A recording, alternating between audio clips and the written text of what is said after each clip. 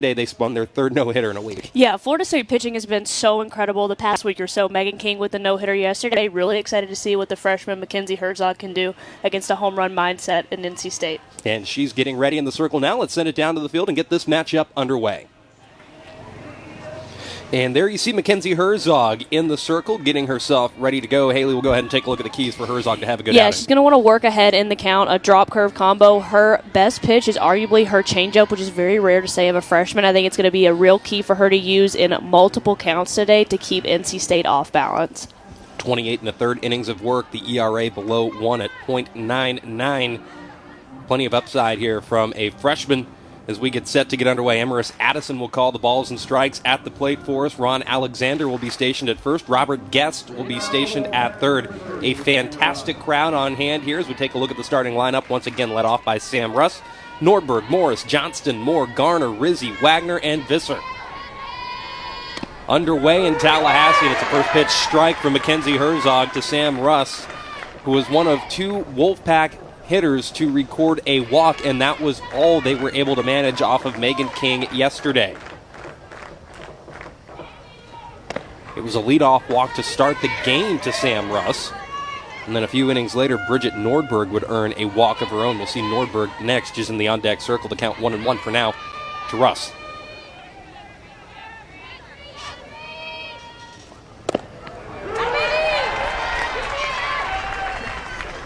Herzog working away from Russ here, who's working with a 20-game on-base streak, which she extended with the leadoff walk just yesterday.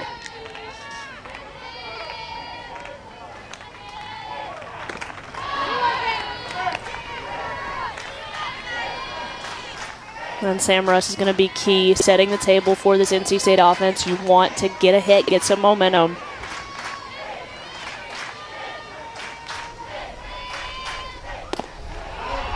Off the plate, count goes full.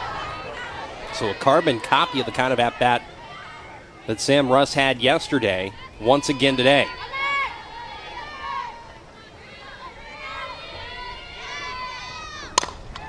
That ball slapped down the third base side and foul. I like this at-bat already by Sam Russ. She's seeing a lot of pitches. She's almost seen everything that Kensi Herzog has in her toolbox.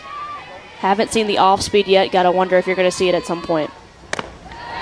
And just like yesterday, Russ earns the leadoff walk on 7 pitches. So she'll head over to first, and that'll bring up Brigitte Norfolk.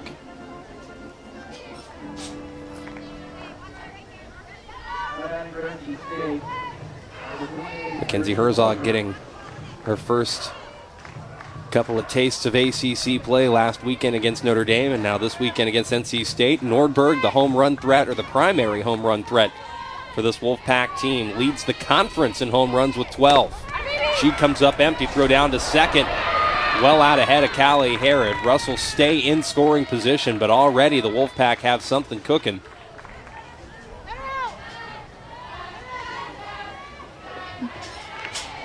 And it looks like they're going to... Oh, no, never mind.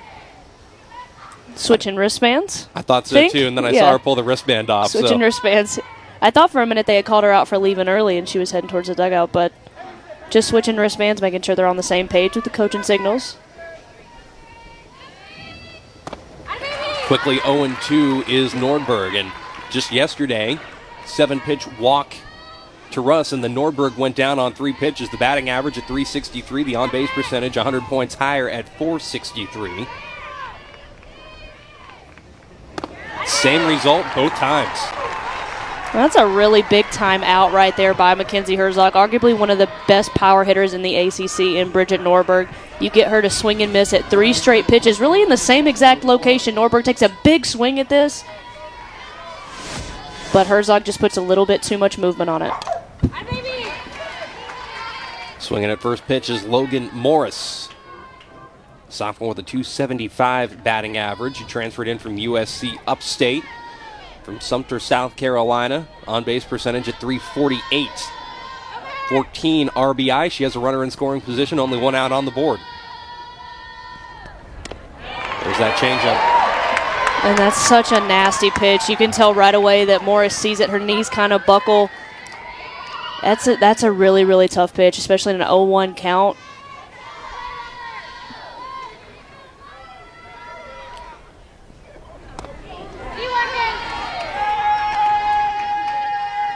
And you've got to feel like NC State, after not getting a hit yesterday, they're used to getting big, long balls, doubles in the gaps. You got to think that they feel a little bit of pressure to get a run across the board in the top of the first. That ball pulled foul down the third base line.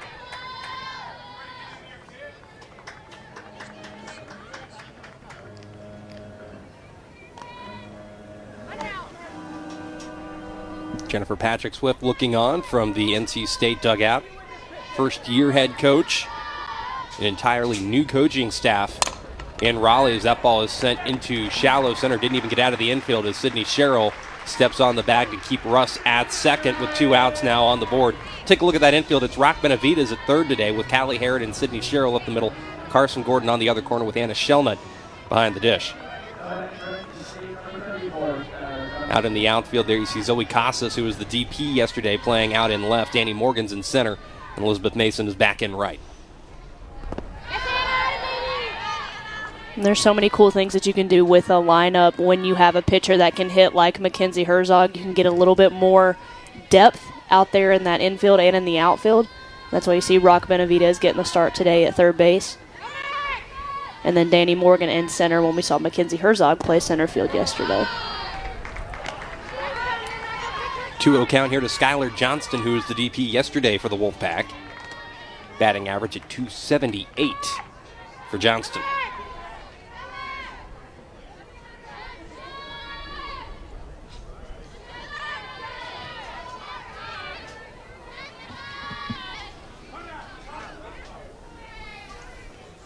Emrys Addison calling for an extra second as Anna Shellnut in the infield come in to have a word with Kensi Herzog behind the count here, 2-0. Want to avoid another base runner coming aboard because, again, home run mindset for NC State. At some point in time in any particular week, they can connect. Absolutely. And you don't want there to be multiple base runners aboard when they do. Absolutely. You want to make sure if you're going to give up a home run, it's always best to give up a solo home run. What you don't want to see is you getting behind in counts, 2-0, 3-0, giving more opportunities, like you said, to get those NC State runners on base. Now one pitch away from having multiple runners on base. As Herzog working below the zone, here's Lonnie Alameda looking on diagramming things on her board. There's strike one. And that shows you right there how much confidence she has in that off-speed pitch. That is a 3-0 count, and she trusts her stuff enough to get that changeup to be a strike.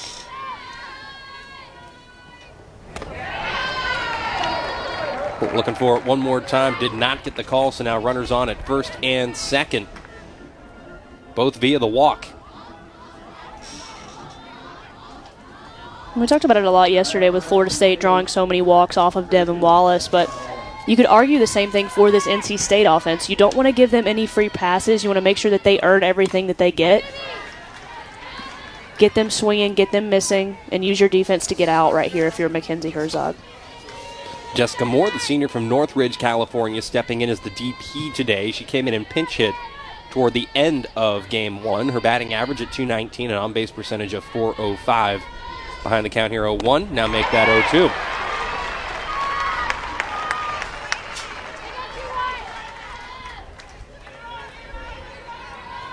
So Herzog working back ahead now after trailing Johnston the length of that entire at-bat, and a chance to punch out Jessica Moore, who fouls that one down the line. This is a great response by Kensi Herzog, issuing a 5-pitch walk against Johnston, coming in, getting ahead 0-2 against Moore, using the changeup. Down she goes. So a couple of base runners via the walk, but nothing else for NC State. Kensi Herzog gets herself out of trouble and turns it over to her offense, who will be at the plate when we come back to Tallahassee.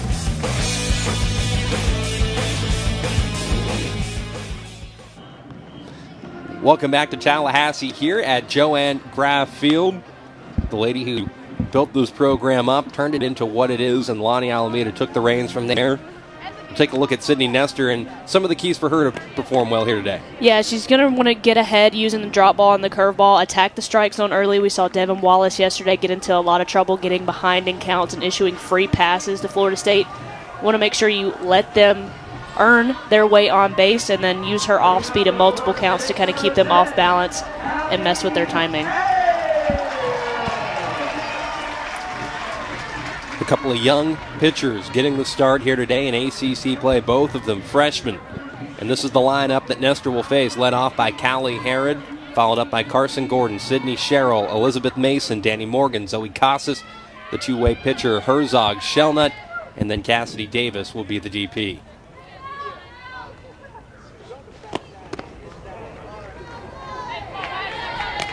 Just taking a look at those batting averages in that lineup, I mean, that is just absolutely insane. One hitter in the lineup below 300. That's it. That's how you know that you're dealing with a really high-powered offense. The pitch coming inside, so quickly 2-0 count to Callie Herod, and talking to Coach Patrick Swift about the moment, about coming on the road, taking on a top-5 team. They went on the road. They played in Tampa in a tournament, played a lot of non-conference quality competition. Michigan, Florida, Arizona, played a lot of them tight, beat a top 10 Arizona, and she said she's just reinforcing to them, we're not asking you to do things that you haven't already done before. You can execute those pitches. You can have those at-bats. You can get the job done. Yeah, and I think experience when you're playing a top 5, top 10 opponent, I think that's huge. And you can there's always something in those games that you can pull from to learn to be better the next time you step between the white lines. NC State's done a great job of that. I love that Coach Patrick Swift in her first year, it's a tough schedule. She's not making any excuses whatsoever. They're learning each and every day, and they're getting better day by day as well.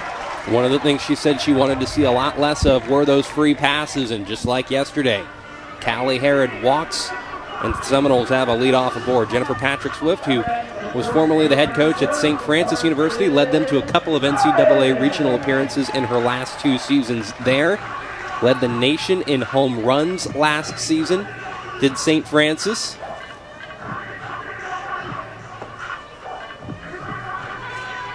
Trying to get that mitt on Callie Herod's hand. When he talked about her success at St. Francis, when I was back at Alabama, we were always, is Callie Harris going to swipe a bag here?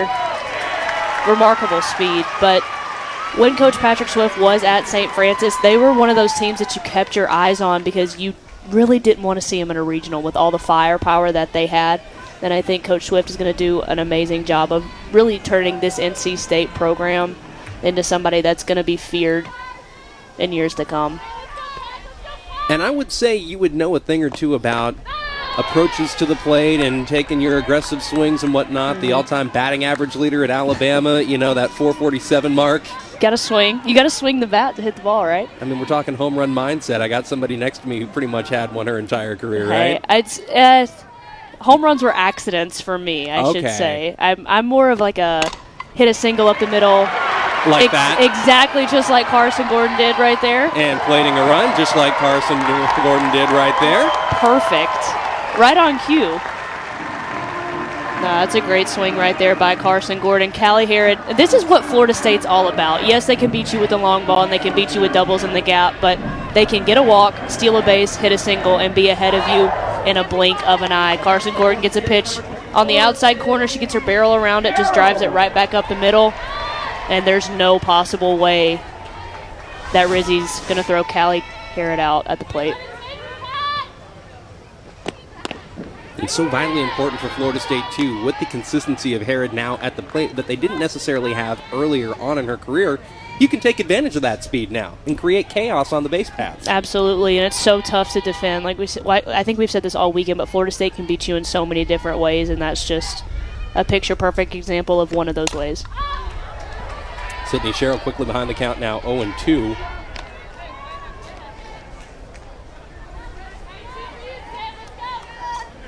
Did not have her best outing of her Seminole career in Game 1, but still leads the club in batting average at .448. So she's doing just fine. Well, and when you're such a talented player and you're such a good hitter and the opponent knows that, and you've struggled in game 1, there's a good chance that you're due game 2 and game 3, and that's what makes Sidney Sherrill so dangerous. She can strike at any given moment. And if she struggles one day, there's a pretty good chance she's going to bounce back. Good take there as that pitch comes up and in on her. It's 2-2 now.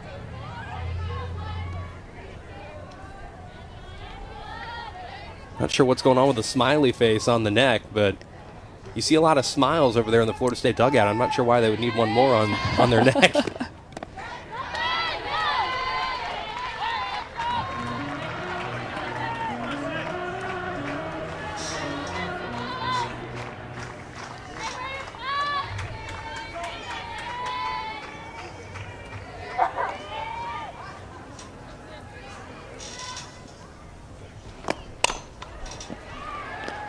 Ground ball here to short, and Visser rifles that throw in at first in time.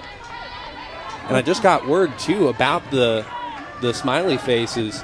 Hayden Stone, the young fan who is the cancer patient who's Megan King's biggest fan, a huge fan of the program, they actually have the smiley faces on their neck in a show of support for Hayden Stone. So that relationship between her and the program, so deep and so sweet, and that's a really cool deal. No, that's awesome, and I think that goes to show you just how big this game is, not only for Hayden to have that opportunity to come in and have just be around her role models every day, but for these Florida State players to draw inspiration from her. It's a really awesome thing to see. They got a few minutes of airtime on SportsCenter last week about it, and it's such an awesome story.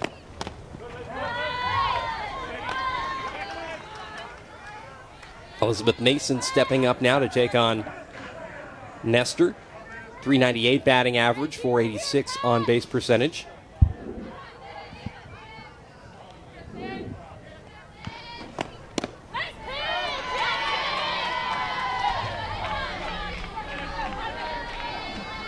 You see Nestor trying to get ahead with that curveball there. Just missed off the outside part of the plate. That's going to be a key for her to get that call, get these Florida State hitters kind of off balance, let them lose their stack. That ball lifted out to center field, out to the wall, and gone!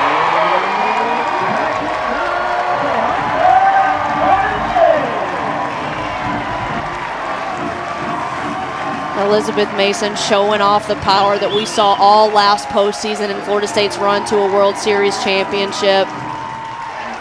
An amazing swing. We talked about the previous pitch. Nestor just missed on the outside corner. This one stays a little bit too far over the white part of the plate. And Elizabeth Mason just uses that raw power to knock it right out of the deepest part of the park. 5 home runs for number 5 on the season. Look at that beautiful swing. Looks like it's a pitch up and in. She keeps her hands inside it. Takes it out of here. So from Elizabeth Mason to Danny Morgan, who sent one over the center field wall yesterday. Morgan now ahead in the count 1-0 as the home run hug tradition over there in the Florida State dugout continues on.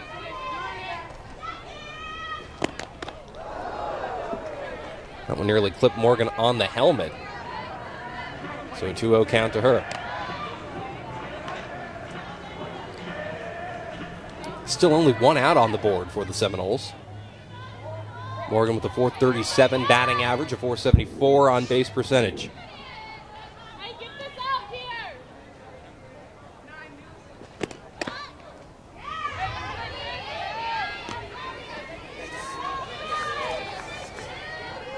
And if I'm Sydney Nestor right here, I just want to settle down. I want to throw my pitches, work back in this count, don't issue a walk after the home run. Just continue to trust your stuff, trust your defense. Line right to the third baseman, Morris. Quick hands.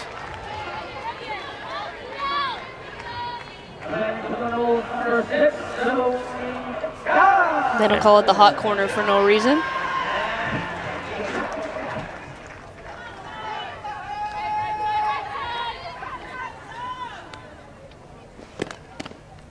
Zoe Casas stepping in now for the Seminoles.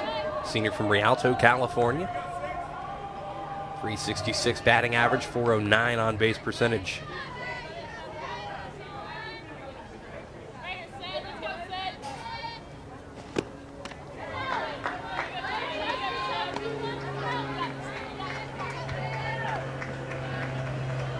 You see the NC State coaching staff looking on. Jennifer Patrick Swift, her husband Patrick Swift, and Chelsea Wilkinson also. Hey, let's go, Sid. Nice catch. Nice catch. And that last pitch didn't miss by much, but Nestor, the first two pitches missed a little bit bigger in the zone. If you're an umpire behind the plate, that's going to be, those close calls are going to be a lot more tough to call when you're floating around at so many different zones. You want to try to keep it as consistent as possible to make the umpire more likely to call a strike. Strike called there. It's 3-1 now to Casas, who tossed the bat toward the dugout and has to make her way back into the box.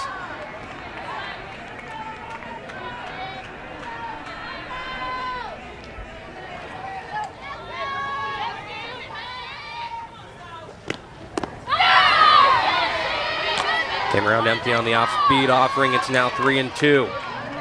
That's a great pitch there by Nestor as well, knowing Zoe Casas in a 3-1 count is going to want to be aggressive on something in her hitting zone.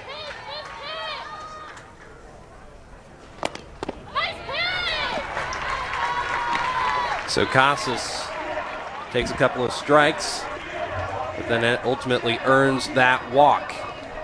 And that'll bring up the pitcher, Kensi Herzog. Had a 15-game hitting streak snapped in game one of this series, but is still recorded to hit 19 of now her last 21.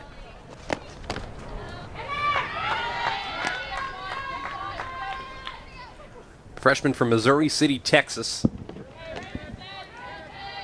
.344 batting average, .364 on-base percentage, 8 RBI. She might be one of the most fun players to watch because she can do so many different things. She can hit for power, she can slap, she can bunt. She's an outfielder and she's a pitcher. You don't see kind of those tools very often in this game, and Kensi Herzog is one of those players that can truly do it all. And she's been doing it pretty well so far all year long. I was going to say, she's kind of like the Swiss Army knife of this Florida State club. She's got a little of everything in her.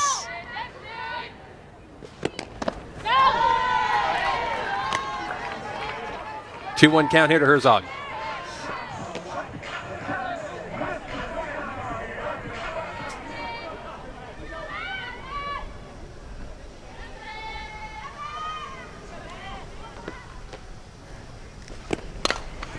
That ball pulled to the first base side, and that will be the final out of the inning. But just like yesterday, NC State got a couple of runners aboard, couldn't do anything with them, and Florida State plays 3 in the bottom. This time, Elizabeth Nason with the big fly. The Noles at home lead it 3-0.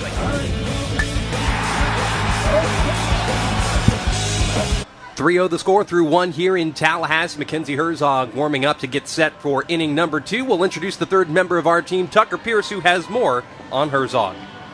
Well, guys, Kensi Herzog is part of a group of young, promising pitchers that Coach Almeida has brought here to Tallahassee to fill the eventual departure of senior pitcher Megan King. When I asked Coach Almeida about the development of these pitchers, she told me it's games like this. These are the key games in which the players come out, get the appearances they need, and prove themselves forward throughout the rest of the season. I feel like with the promising future these girls have, it's games like this. Yeah, Tucker, absolutely. And, you know, Kensi Herzog, there's also Cara Bildo. We've also seen Sandra Cock at times this season, a stable of young talent. And let's not forget about Cassidy Davis either, who's a junior who waited patiently behind the 1-1 punch, they called it last year, of Megan King and Kylie Hansen, who transferred in from FAU. But we've seen steps forward from Cassidy Davis as well, who today is the DP. But there's a stable of talented pitchers here, and they're following up a list of names that includes Lacey Waldrop, Jessica Burrows, Kylie Hansen, and after this year, Megan King. Right, yeah, and if you're Coach Alameda, you've got to be so excited, like Tucker said, about the talent that you have, as that ball goes foul, but you've got to be so excited about the talent that you have coming in, and this staff does an excellent job of developing kids and players throughout their 4 years. They get better year after year after year. We saw that with Lacey Waldrop. We saw that with Jessica Burrows. We've seen that with Megan King. Kylie Hansen only getting 1 year here, but still was able to do so many great things. You've got to think you're just following a pattern at this point if you're Herzog, Sandercock, Bilodeau, and even Cassidy Davis as well. They've got a really bright future ahead of them. A 2-2 count here for Herzog to navigate around. And right out of the gate, Chandler Garner works the count full. Garner was actually the top hitter and infielder a season ago for NC State, and she earns a walk. Back-to-back leadoff walks for NC State, first 2 innings. If you're Herzog, that's not exactly what you want, but if you're NC State, you need to take advantage of this opportunity right now. Yesterday, the game kind of got out of hand and got away from you. Let's move a runner here, maybe lay down a sac bunt, put the ball on the ground, see what can happen.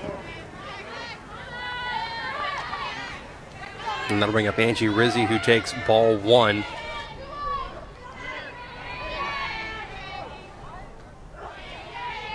Rizzi, who's playing out in center field, transferred in from LIU Brooklyn a couple of seasons ago, and she's the top returning outfielder back on the roster this year for the Wolfpack as the count goes 2-0 to her.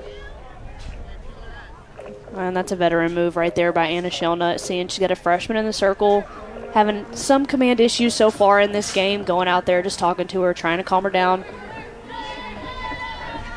telling her she's got a really good defense behind her, just trust your stuff. And let's get an out here. 183 batting average to Rizzi as the breaking ball is called strike 1.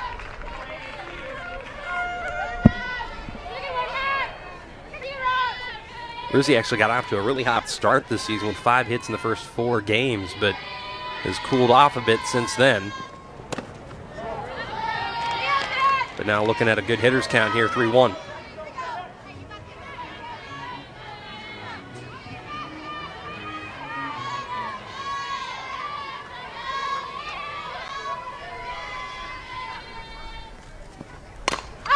That ball lifted a mile high in the air into foul territory, and just missing our cameraman over there on the first base side.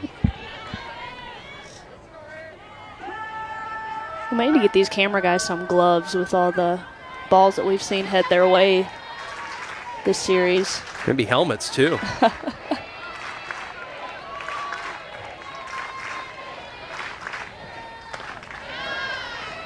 So it took one more pitch, but Rizzi earns a walk as well. Multiple base runners aboard now for the Wolfpack. Best opportunity yet as Lonnie Alameda will now make a trip out to the circle to have a word with Kensi Herzog. Then we talk about the aggressive mindset of NC State. Typically when you have a team that's focused on hitting the home run like NC State is, you don't see their walk numbers very high. Typically it's going to either be they're swinging really, really hard at pitches that may or may not be in the zone. We see a lot of strikeouts.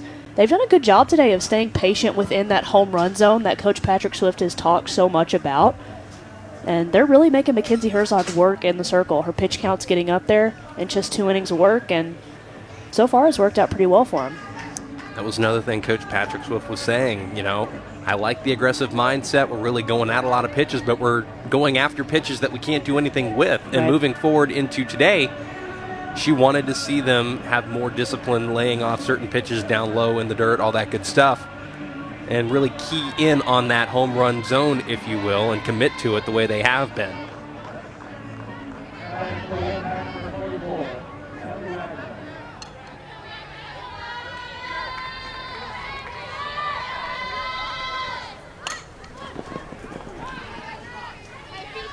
Bunt attempt popped up here from the catcher, Kelly Wagner, freshman from Archdale, North Carolina.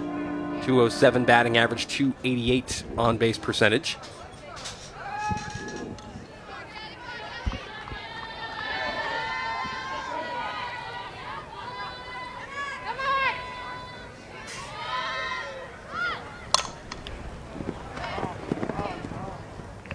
And that one fouled off as well.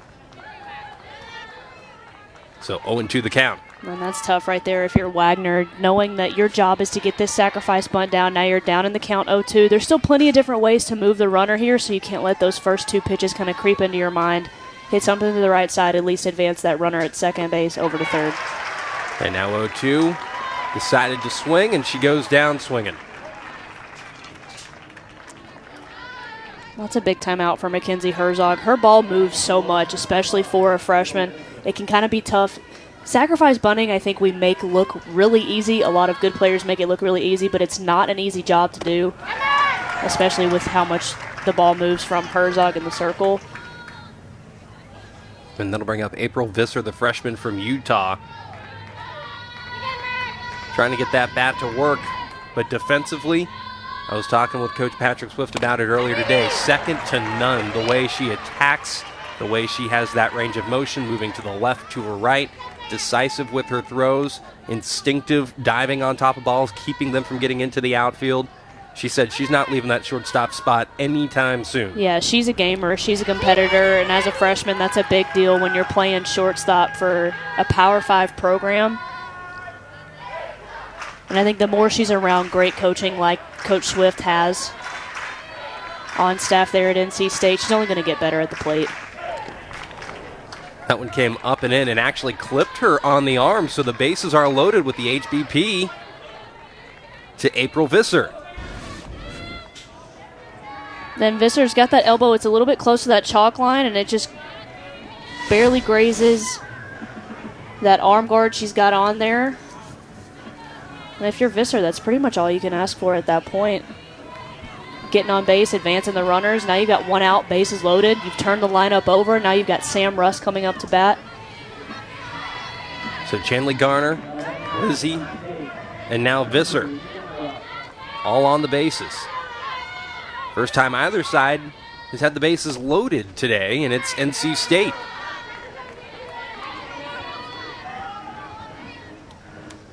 So crucial right here for the Wolfpack to get some runs across the board. Florida State's really dominated so far in this series.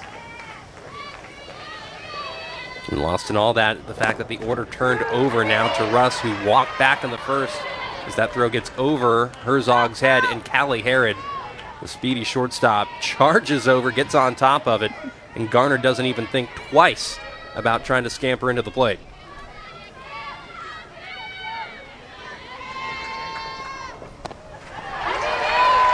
One and two. And there's that off speed. I think Kensi Herzog is at her best when she's using that off speed consistently, mixing up the counts that she's using it in. As a hitter, that gets in the back of your mind. It plays with your timing so much, especially in a high anxiety, bases loaded situation. You don't want to be thinking, and that's what Kensi Herzog's trying to take advantage of.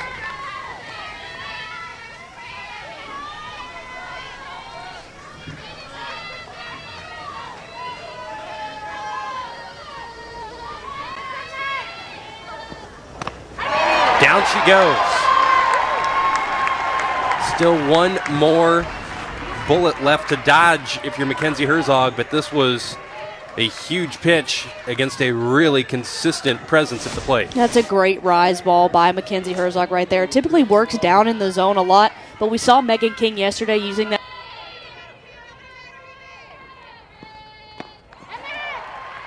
An example of that right there.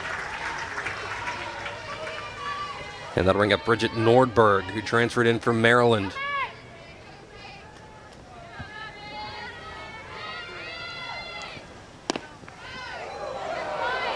Came into the program knowing full well about the mindset, the mentality of this coaching staff, and was one of the first ones to know what they were looking for, adopted it early, was mashing the ball all over the yard in the fall as she sends that one deep out to right field. Nordberg sends it out of the park. And this crowd just went absolutely silent. Brigitte Norfolk had a lot of swings and misses yesterday in her first at-bat today off Kensi Herzog. This pitch is on the outside corner, not a bad pitch at all. Norberg just gets her hands extended and shows her true power all the way out to right field. That's such a tough thing to do as a right-handed hitter, to get that ball out over right field. See, that pitch is almost in the other batter's box. Nordberg gets extended, takes it out of here, and now NC State has the lead 4-3 here in the second inning. A grand slam for Brigitte Norfolk. And the point I was making is she was leading the charge for NC State to adopt that home run mentality. She leads the ACC in home runs, and now the grand slam puts them up 4-3. That's such a big swing there by a veteran player. Like you said, adopted that home run mindset. What an awesome moment for NC State. The base is clear with 2 outs on the board, but it came at a heavy price for Kensi Herzog. The 3-run lead, now a 1-run deficit. And there's new life over there in that NC State dugout. And it should be noted, that's the first hit that NC State has had all weekend. And it's a grand slam. And even going back to last year, Callie Hansen threw a no-hitter against NC State in Game 3 of that series. So it's been a long time since NC State's had a hit against Florida State, and there's none bigger than that one. That was huge.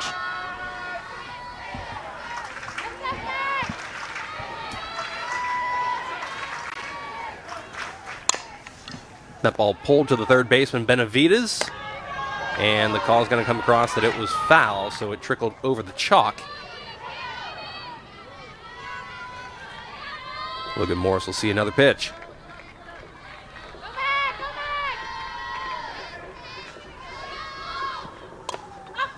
That one popped up off the end of the bat and into the glove of Anna Shellnut. So out 3 comes in the top of the second, but it came for Florida State 1 at-bat too late. The biggest home run hitter in the entire conference, Brigitte Norfolk, plates 4, and the Wolfpack lead it by 1.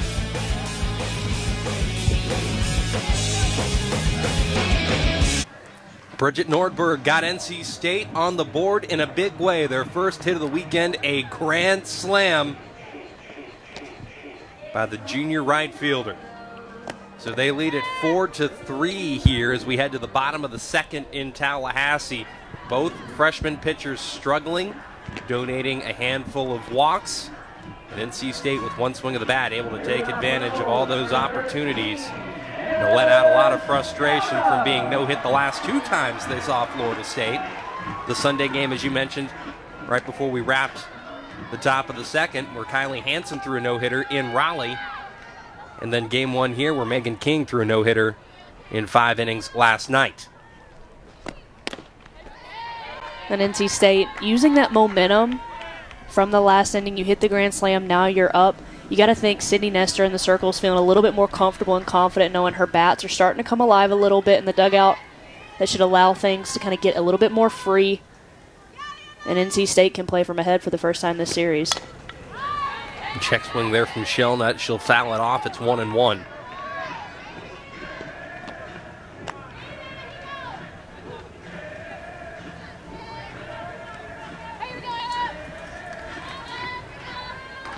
Shellnut, the junior from Franklin, Georgia, 288 batting average, a 345 on base percentage, recorded her 5th home run in this inning yesterday when she was leading off.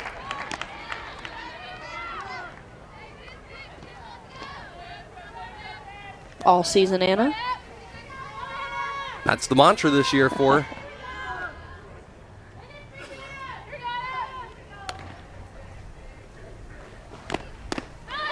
Big swing there. It's 2-2. Anna Shellnut's not like many 8-hole hitters that you see in college softball. Typically, a pitcher's going to get a break in a lineup, so to speak, with hitters 7, 8, and 9. With this Florida State team, you've got Kensi Herzog, 338 batting average, Anna Shellnut at 288, and then Cassidy Davis in the 9 spot at 353. And down goes Shellnut. So as comfortable as Nestor could have been with the cushion, to get that first out against a hitter like Shellnut, who she's seen leave the yard as recently as yesterday, has to do wonders as well. That's huge, and we talked about that changeup being efficient, and it's going to be big for her if she's going to continue to have success in this game. Prime example right there, getting ahead in the count, giving herself an opportunity to get these hitters off balance. That'll bring up Cassidy Davis, the junior from Valrico, Florida. DP today also pitches some for the Seminoles. 353 batting average, 416 on base percentage, 27 RBI. One of 6 Seminoles with 24 or more RBI this early on in the season. It's almost not even fair. 6? 6. My goodness.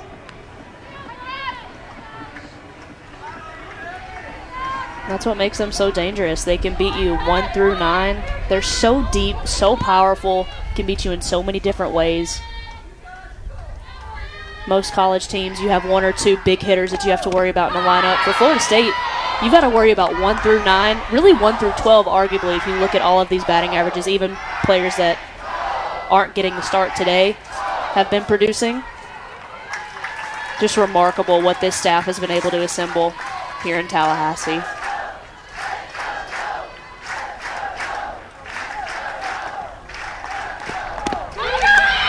Breaking ball across the plate, punches out Davis. How about Sidney Nestor, the freshman, using that momentum from the Grand Slam to get 2 back-to-back strikeouts here to start the bottom of the second. This is a pitch right on the outside corner. It's a curveball. It just freezes Cassidy Davis. She thought it was a little bit off the plate, but umpire liked it. Really too close of a pitch to be taken if you've got 2 strikes on you. Seminoles have trailed very limitedly during this season. I mean, the 29-3 record coming into this series spoke for itself in that regard, but they trailed against Oklahoma periodically down in Tampa St. Pete. They would beat the Sooners 7-4.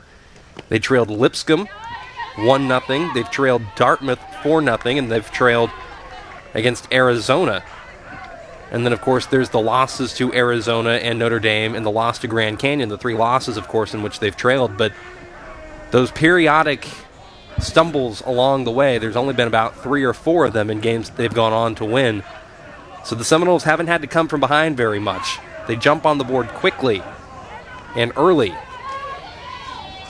That's been their bread and butter so far this season, and it's worked out really well for them. NC State, you can't really say enough about the resilience that they've showed in this game so far, coming off a really tough game yesterday.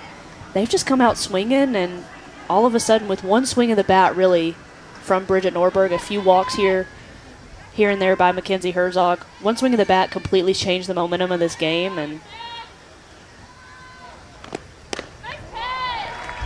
another walk issued to Callie Herod, her second. And that was a strikeout you really needed if you're Nestor. I mean, you're in a mood, you're in a groove, you're going along, order turns over. You can't avoid that with as many outs and where you were in the order. But if you can get her out, you keep the speed off the base paths, and this is where Florida State was able to start manufacturing runs. They've got less wiggle room to do it now, of course, with 2 outs on the board, but you'd rather not have given them the opportunity. Yeah, you always want to get 3 up, 3 down, especially when you're hitting 8-9-1 in a lineup. You always want to get the leadoff batter out. You want to kind of break up some of that momentum that the offense can swing. And we saw this in the very first inning. Callie Herod drew a leadoff walk, stole second. Carson Gordon just hit a single right up the middle to score that run. So they can strike at any moment. You definitely, if you're NC State, want to take advantage of outs when you can get them. How about this? Florida State had only allowed 10 runs in the second inning all season long. They earned, or at least NC State earned 4 in this game alone. That's incredible.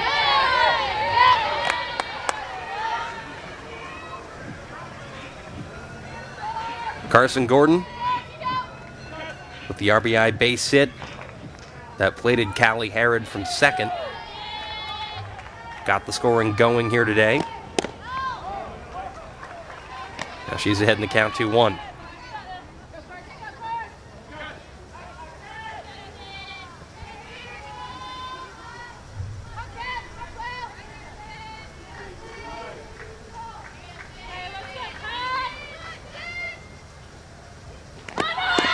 Herod off and running once again. Throw in there, but late.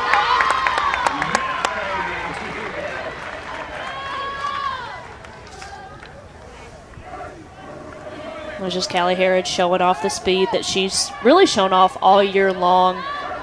One of the top base stealers on this roster. Gets a great jump, great slide. Just not enough time for Wagner to get the ball there. And then Carson Gordon goes down swinging. So despite giving up the base hit, or rather the walk, to Callie Herzog has some work to do when she comes back to the plate with a 1-run deficit to the visiting. Back here in Tallahassee, some of the fans hanging out on top of the Spirit Way garage. One of the first things we talked about when we were talking with Coach Patrick Swift yesterday is, hey, how's the weather compare down here to what it's like up there in Raleigh? And yesterday it was cooler, and she said, this isn't the Florida weather I expect. That's more the Florida weather you expect, where if you're sitting on top of a parking garage watching softball, you're going to break the umbrella out simply to break up the sun and the heat. And there's people sitting on the berm as well with the same concept. But I talked to her today, and she said, yeah, this is more what I was expecting when we flew down here. Definitely a little bit more Florida-appropriate weather today. Yesterday was a little bit more chilly, but look at all these fans that are out here. I don't know if we can get some more shots of it, but this place is absolutely packed. People are packed in the stands, packed over there on the berm, out beyond left field. And those seats up in the parking garage really might be some of the best in the house. I'm not going to lie to you. Well, Great view. Exactly. You can sit up there. You can stay shaded, too, and that's a really cool deal. And actually, I was talking with Coach Alameda beforehand, mentioned on the air yesterday about some of the stuff that's in the works sometime over the next few years, including at some point in time a new video board. But she said, her number one priority is making sure that they can get these fans in shade in the park and take care of the fans. Because when you've built a program like this one and you expect to compete in the postseason year in and year out, that means playing in June and in May in Florida.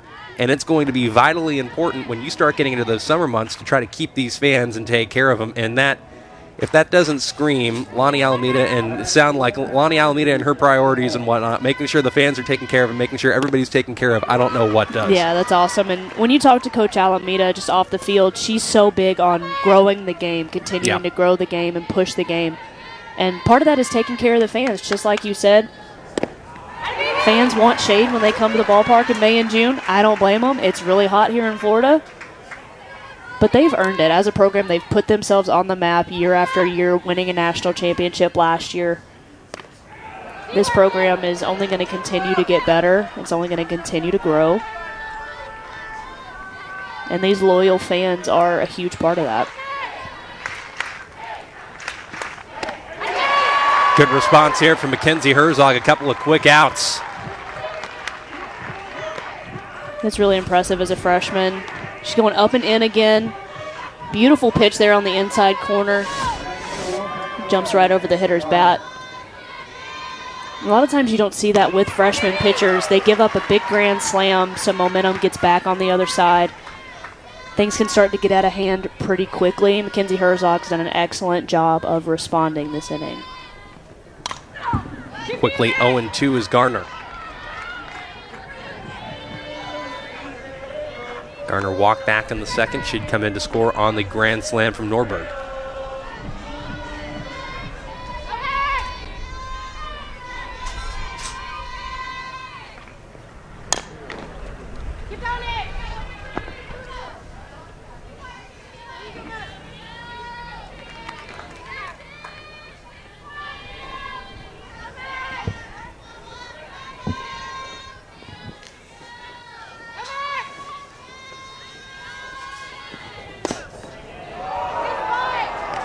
Pitch taken down low. It's 1-2. Kensi Herzog's done a great job of working ahead in the count this inning. 1-2 count here. Down she goes. So a good response from Kensi Herzog after struggling in the second. And Florida State keeps that deficit at 1. Their offense will head back to the plate when we come back to Tallahassee. But for now, it's the Wolfpack up 4-3.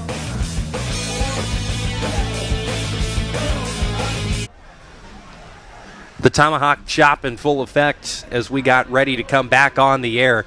A packed house here at the Seminole softball complex. And it didn't get this way overnight. It was something that gradually built here in Tallahassee. And I think one of the cooler stories I've heard when I was talking to Coach Patrick Swift earlier is she said when she was interviewing and when she had just recently took that NC State job, it was when Florida State was making that run in OKC.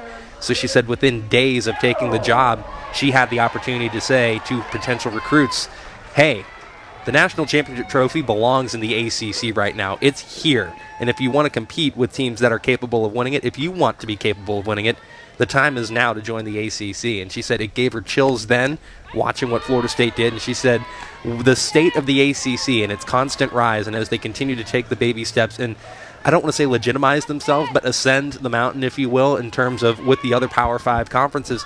She said a lot of that, she pointed directly back to what Lonnie Alameda has done here, and she said that there's so much appreciation, not just at NC State, but across the entire conference for what FSU has done for the ACC in general. Yeah, absolutely. Coach Alameda and that staff and the run that they made last year, the ACC was already on the map, I think, to begin with, but I think it really legitimized this conference on a national scale. And in comparison, just hearing you tell that story, it's very similar to, Alabama was the first team to win a national championship in 2012. I was not on that team, but what a run that they made to beat a really good Oklahoma team.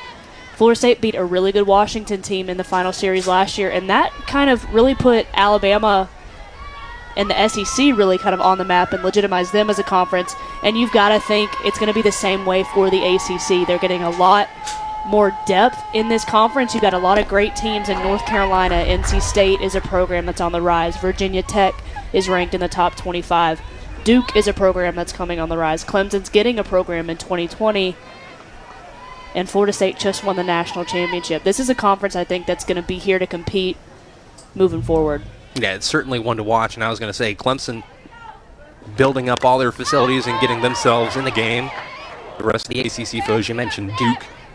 Their pitching coach, Lacey Waldrop, who was pitcher of the year, actually player of the year in the entire NCAA, going back a few years when FSU made their first trip back to OKC in a decade. I mean, there's the pieces of the puzzle are coming together for this conference, and let's not forget that a huge part of it, too, is going to be taking it onto national television, which we get to do this through the ACC Network Extra, but starting next August, there's going to be the ACC Network from ESPN, where yeah, it's going to be cool to see football on its own ACC network, and that's great, but football's always sort of lived on national television, right. Whereas softballs and baseballs and whatnot, you get to the postseason, it's on national TV, but you have to kind of hunt for it sometimes to try to really find it, and it's out there for you, and ESPN does a great job of providing it, but this is going to put it even further out into the spotlight, so this is going to be an exciting time for the softballs, the baseballs, the soccers, as Sydney Sherrill leads out for the base hit here for Florida State. Yeah, that was a great hit by Sydney Sherrill, really just breaking out of that little mini slump that she's been in the past couple of days. But like you said, national coverage means so much in terms of recruiting. I know one of the biggest things that Coach Murphy always told us on at Alabama was, hey, we're getting the SEC network, and you're going to be on TV like multiple nights a week. You're going to get this national coverage. People are going to know who you are. You have the opportunity to be a superstar and be a role model for all of these young girls coming up and playing the game. And with the ACC network taking off, you're going to see a lot more ACC schools, a lot more young softball players. Their favorite school is going to be in the ACC, and I think that's a really cool opportunity for this conference. And a major tip of the cap to ESPN for all they've done for softball, even outside of the ACC network. The spectacle that OKC has become is so largely tied not just to the quality of the play, but the quality of the coverage that they have provided, going up through the regionals and the super regionals, every game first to last pitch on the ESPN family of networks, creating that tournament down in Tampa St. Pete where Florida State played so incredibly well, just getting a who's who of programs down there in the Tampa Clearwater area. I mean, that's all ESPN really helping to promote this game of softball, and when you see stadiums like this, it makes it so much more worth it than you could have ever imagined. Absolutely. The investment that ESPN has put into this game has really helped it just take off, and you see softball's now a revenue sport for the NCAA, which is absolutely incredible. This game has grown so much. You see that in attendance numbers, ratings numbers. These athletes that are playing on the field right now are superstars. The stock is certainly rising. And so too is the stock in Elizabeth Mason, which was pretty high to end last season, but a good hitters count here to Mason, who left the yard back in the first with a runner aboard, down by 1.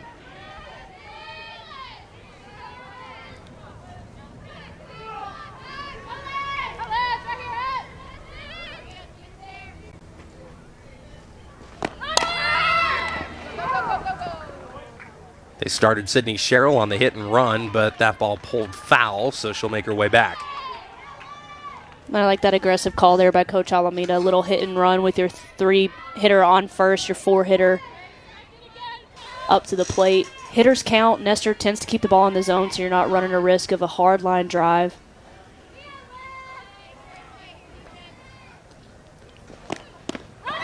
Down goes Mason, and Sherrill scampers back to first. Big strikeout there for Nestor. To be able to come back against a player who left the yard against you and strike her out, it's got to be huge for the freshman. Yeah, that's a huge confidence builder for Sidney Nestor right there. And even giving up a single to Sydney Sherrill the previous at-bat, coming and getting Elizabeth Mason to kind of break up that little string of momentum that Florida State had built off of that single. She's really settled in nicely. Coming low and inside, so it's 1-0 to Danny Morgan.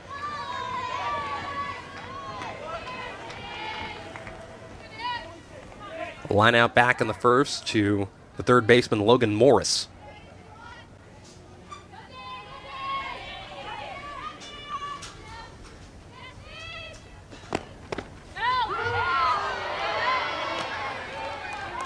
Crowd thought that one was inside too, but it's called strike one. Completely unbiased crowd. It's usually how it works. You got to love the passion from these fans, though. They're so knowledgeable about the game and just talking and interacting with them around the park. They know what's going on. Yes, they love their Seminoles and they support Florida State at all costs, but they really love the game of softball as well, and I think that's a testament to them coming here weekend after weekend, game after game. Softball's really fun to watch for them. Yeah, and two things on that, too. When they opened the gates, I was able to watch a bunch of young fans full sprint, trying to get the best seats they could possibly find. And, you know, again, sort of what NC State's trying to build is what Lonnie Alameda had to try to build. To see a young fan making her way down to her seat right now. But to see in the time that Lonnie Alameda has been that it's now become like this full-on race to get the best seat you can possibly find to watch softball is really one of the coolest things. And I heard her remarking, we've got great microphones up around this entire stadium while we were in commercial break. She was looking up and around and looking at the fans doing the chop and remarking about how cool it was. And, I mean, it's what she's built here, and they've been able to, they've just embraced it. And part of the conversation I had with her earlier, I made the remark yesterday that I thought a few of the animals from Section B were in here leading the K-time chants. And she said, no, they're not even the animals of Section B that have made their way over with baseball on the road. These are our own unique bands that are just bringing it to us. They are completely and totally committed to softball day in, day out, week in, week out. So to your point about how there's a unique legion of fans that are latching on to things like softball and in particular different sports, yeah, they're here and they're in full force. They're bringing the K-time chants. We've heard a bunch of different chants that you hear over at baseball, but it's kind of spread over here as well, and it's a really cool deal. Absolutely. They've done a great job of creating a really tough park to play in, no matter if it's an ACC foe who's used to playing here like NC State, or, you know, if it's a Michigan or a Minnesota in an ACC Big Ten Challenge, whatever it may be early on in the preseason. In a super regional last year, I mean, that super regional that they had with LSU right before they went to the World Series last season, this stadium was rocking, and you could hear it through the TV. You could hear the noise, the momentum that they provided to the Noles. It's really, really a special place to be. And because of the weather, that was also at 1 in the morning, no less, too. Yes. FSU, the last team to punch their ticket to OKC, and the last team left standing there as well last season. As Zoe Casas battles away. It's 1-2 with Sherrill still aboard after the leadoff base hit. Knowles would like to do something with her here to usher a quick response to that grand slam by NC State in the top of the second. It's been, aside from that Sherrill hit, a whole lot of nothing. Nestor's done a good job of settling in, taking the cushion that her offense has provided her, and has really worked well with it. Here comes the 1-2. Check swing on the pitch outside. It goes 2-2.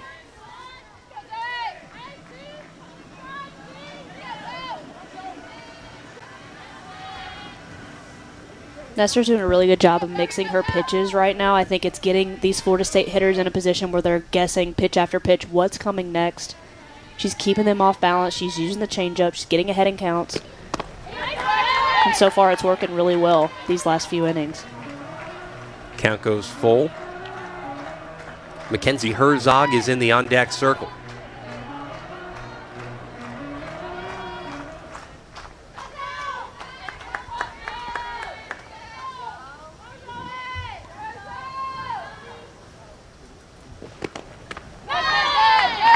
Casas walks. And that's a changeup that just misses down for Nestor. Zoe Casas thought about it for a hot second, but it was a little bit too low. Did a nice job of holding up there. And this is a big out here for Nestor. And Chelsea Wilkinson's going to come talk things over with her. Chelsea Wilkinson, who was in a similar spot herself just a couple of seasons ago at UGA, making her way out to have a word with her freshman pitcher. Going up to Herzog, stepping up to the plate. It's funny how sports can be kind of, I guess you could say, circuitous or poetic in nature. It was Herzog who left a pitch too, well, I don't even know if she left a pitch too sweet. That was just all Nordberg, just going and getting one and lifting one out of the park.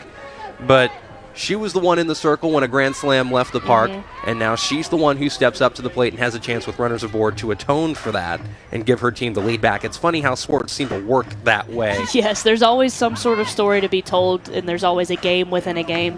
Herzog definitely wants to be up to bat in this opportunity to bring some runs across, potentially to tie this game, potentially take the lead right here. You know she wants to swing the bat.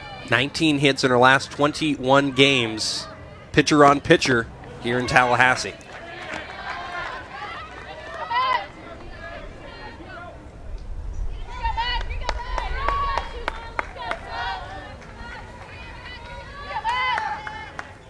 Sherrill at second, Casas at first. And a 2-0 count here to Herzog. If Herzog reaches, it'll be Anna Shellnut.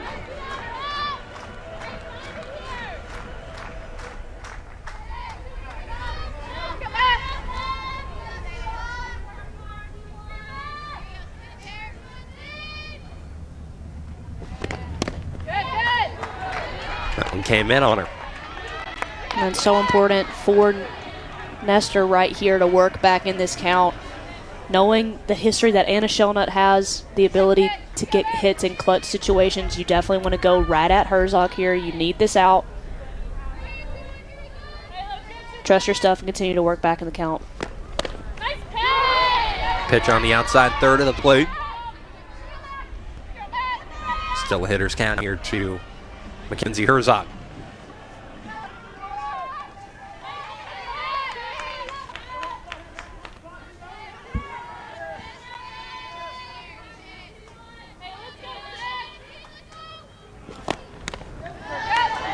So Herzog does earn that walk one pitch later, and that'll load the bases for the Seminoles with Anna Shellnut stepping up to the plate.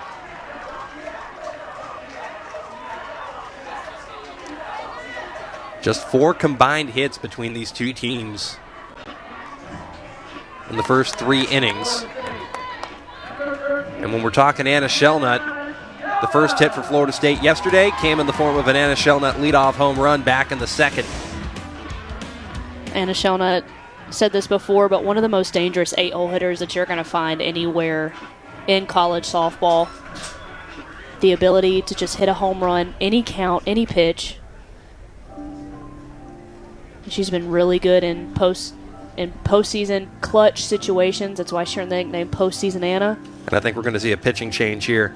A signal up here to us. That might be Devon Wallace who's going to make her way in. I saw the 2-5 signal up to the main press box area. And that is indeed what's about to happen here. So they're going to turn to Devon Wallace to get the final out here in this inning, as Sidney Nestor's day, at least for now, is done. So Devon Wallace comes in with the bases loaded and 2 outs on the board. She'll face Anna Shellnut when we come back to Tallahassee.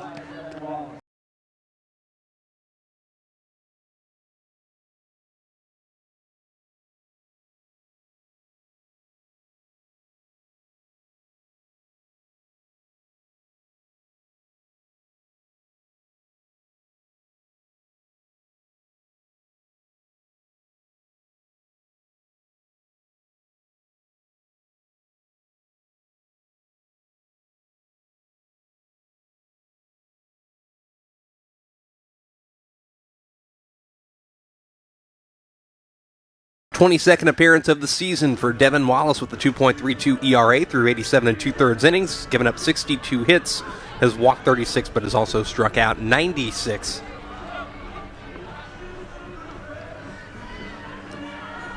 A little bit more experience than Sidney Nestor here. Nestor with that one-run cushion, but the bases loaded for Florida State with a dangerous hitter in Anna Shelnut stepping up, as you mentioned, in the 8-hole Yes. for the Seminoles. And I think if you're NC State right here, I think you're just trying to give Anna Shelnut a different look. Mess with the timing a little bit. She did hit a home run off of Devon Wallace yesterday.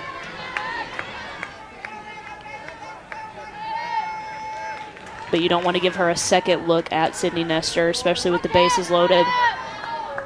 Bring in the experience, especially with 2 outs. If you're Devon Wallace, you definitely want to work from ahead in the count. You want to go right at that strike zone. She struggled with walks a little bit yesterday.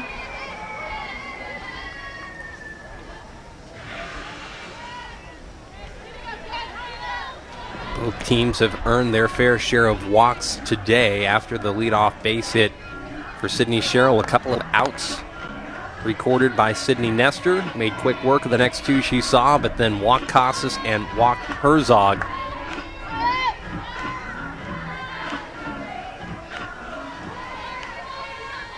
Only 1 hit for NC State was a grand slam. Everybody reaching via a walker and HBP. That ball bounced over the head of Wallace, and no play will be made. We're tied. Visser came charging in, but Shelnut got down the line with great speed. It would have been a tight play at first. She didn't even make the throw. And we talk about the home run power of Anna Shelnut, but she's showing off the speed a little bit there, too, with an infield single. Just drives this ball into the dirt, takes a high hop, and Visser really just has no play. Florida State has tied this game.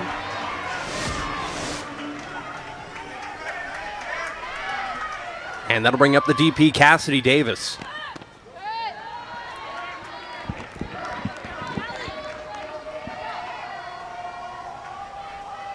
And that's what's so cool about softball is there are just little things here and there that happen that you just don't expect. It's not always the long ball or a double down the line, whatever it may be.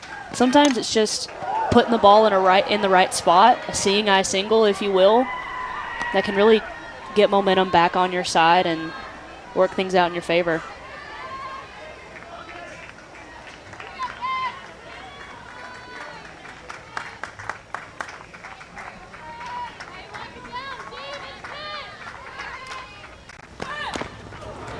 Big swing there. It'll go 1-2. Cassidy Davis.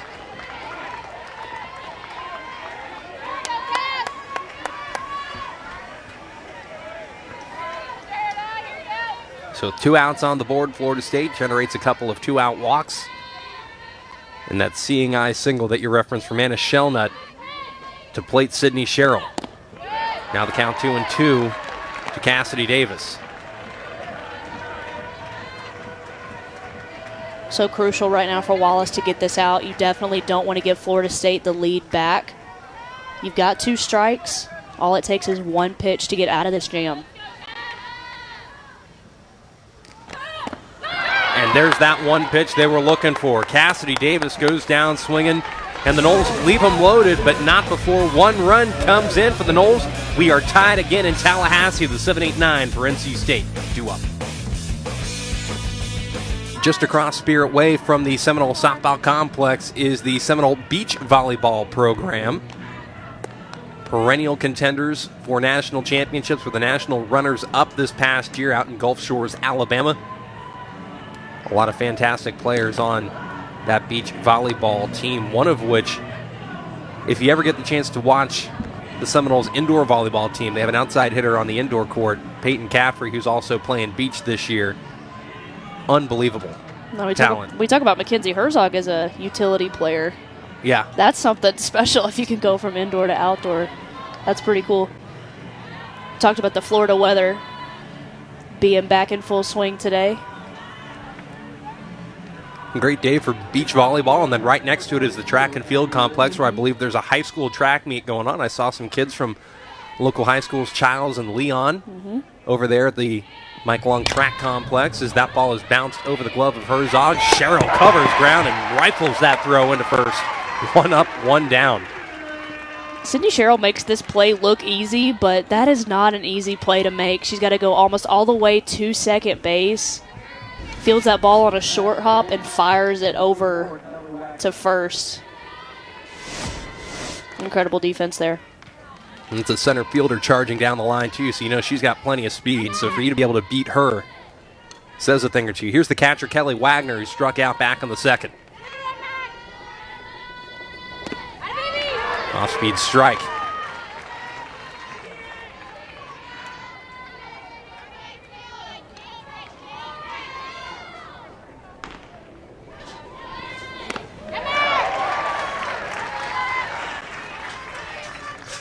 Starting to look like Herzog's getting more comfortable spotting pitches in different quadrants of the zone, going up top now with the rise ball. Yeah, and we saw Megan King take advantage of that yesterday, going up in the zone a lot to take advantage of that aggressive swing. And you see another one there, another strikeout by Herzog.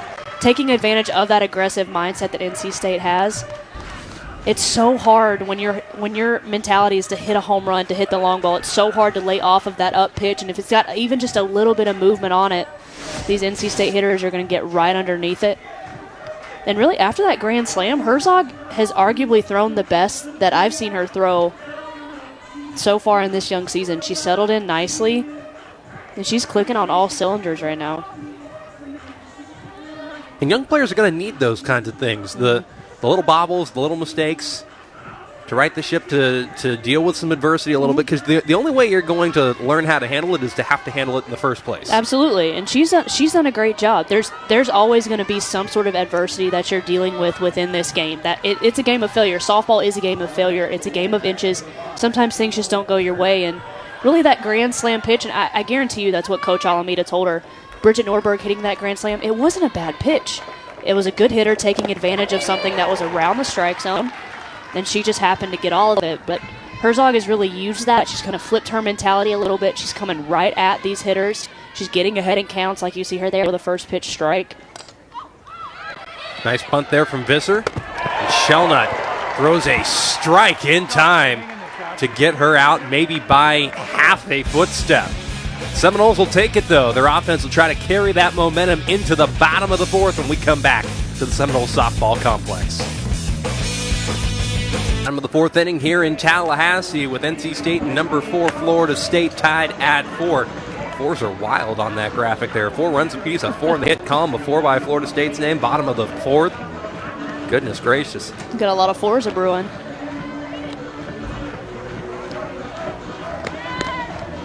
A lot of folks here having a good time as Devon Wallace gets set to resume the action in the circle for NC State. See a good shot of those Florida State fans here. I think when Brigitte Norfolk hit that home run, that grand slam in the second inning, you could hear a pin drop in this stadium. Now that they've come back, they've tied the game, they're starting to get their bats going a little bit more. These fans are back into it. They're getting a little bit louder, and you can kind of feel the momentum sort of shift back towards that Florida State side. A slight shift in momentum back toward the Seminoles, and we'll see what Devon Wallace can do coming in relief of her freshman teammate Sidney Nestor.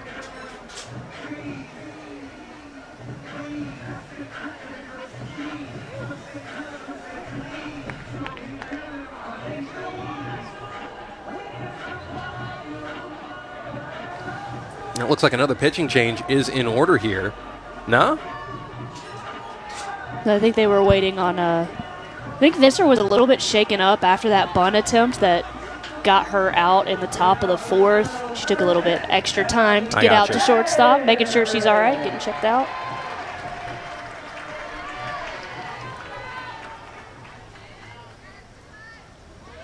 You know Visser wants to play shortstop. There was no way she wasn't coming back out there.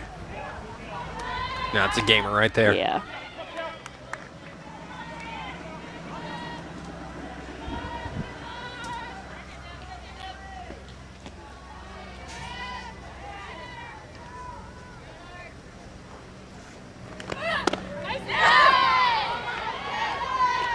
Back to the top of the order here for Florida State. And Callie Herod, who's walked in both of her prior plate appearances today. Hey, let's go, Pat! Swung on that one, it rolls foul. And Callie Herod walked quite a few times yesterday against Devon Wallace as well. You got to think Wallace is wanting to adjust right here, especially in a tie game. You're dealing with the top of the order. You don't want to issue a leadoff walk. Need to make sure you continue to attack the zone. That ball lifted out in the air, out to right field, out to the track, and misplayed by Norberg.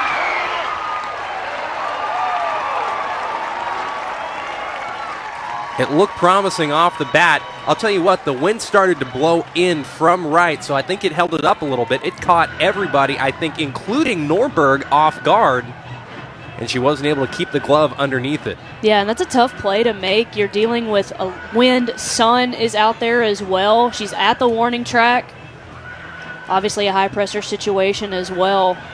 And just mishandles it just a little bit. Now Callie Herod is at second base. Doesn't even have to steal a bag at this point. Nobody out, runner at second with Carson Gordon coming up to bat. Now the wind blowing the American flag out at straightaway center field directly in over the field now. And about 10, 15 seconds ago, it was laying limp. Yep. And as an outfielder, that's one of the things that you've got to make sure that you have awareness of. You're always going to want to check the flags out beyond the outfield, pick up some grass, and throw it. And she's settled underneath this ball and just doesn't watch it all the way in. Definitely need to make sure that you secure that.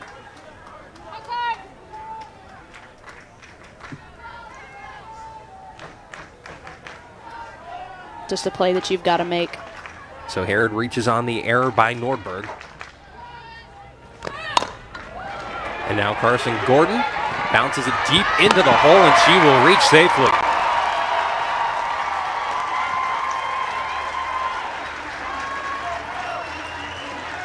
Then Florida State, we talked about it earlier. The momentum started to seem to shift within the fans, kind of getting a little bit more loud, getting back into the game. Bats starting to come alive a little bit more. With that error by Norberg and infield single by Carson Gordon, now you've got Sidney Sherrill up to the plate. This is exactly where the Seminoles want to be in a tie ball game right now.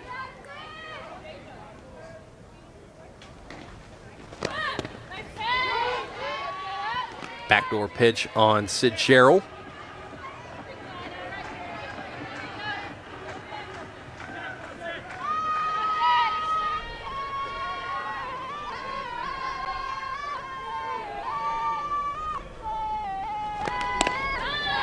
Now painting the outside part of the plate there is Devon Wallace. It's 0-2. Sidney Sherrill picked up her first hit of the weekend with the single to lead off the third. She would come in to score.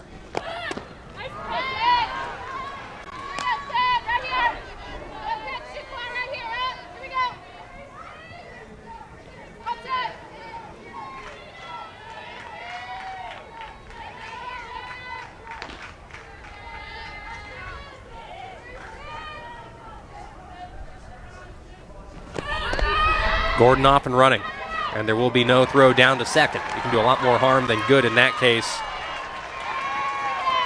if you're NC State. And Devon Wallace has done a great job against Sidney Sherrill. She's worked ahead in the count now. The count's 2-2. I'm going to try to get a ground ball out right here. Don't want to allow Sid Sherrill to get a sac fly or anything like that. Keep the ball down in the zone. Use your defense to get an out here.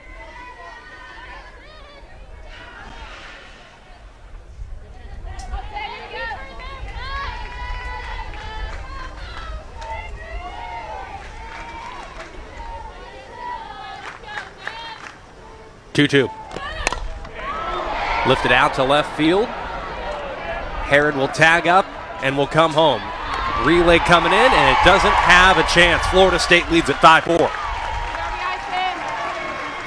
That's a big time at bat right there by Sidney Sherrill. She gets down in the count, 0-2. She battles back to a 2-2 count, gets a pitch that's elevated, takes advantage of it. doesn't try to do too much with it, knowing she doesn't have to hit it that far with Callie Herod's speed at third base. Just get it out of the infield, get a sac fly, and now Florida State's got the lead. And that'll bring up Elizabeth Mason with the runner still in scoring position, only one out on the board.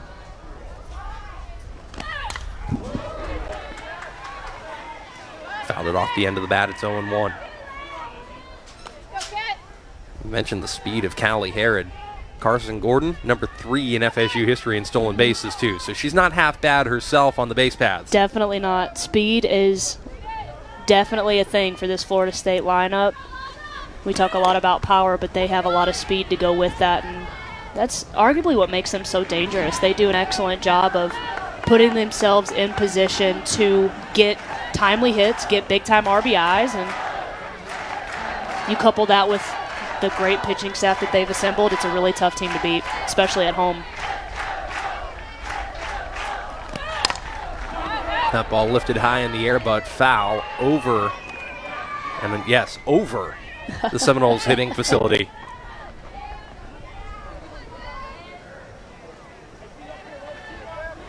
That one's hit straight over the wall. That's gonna shatter a windshield out there. That one was hit a ton. And down she goes.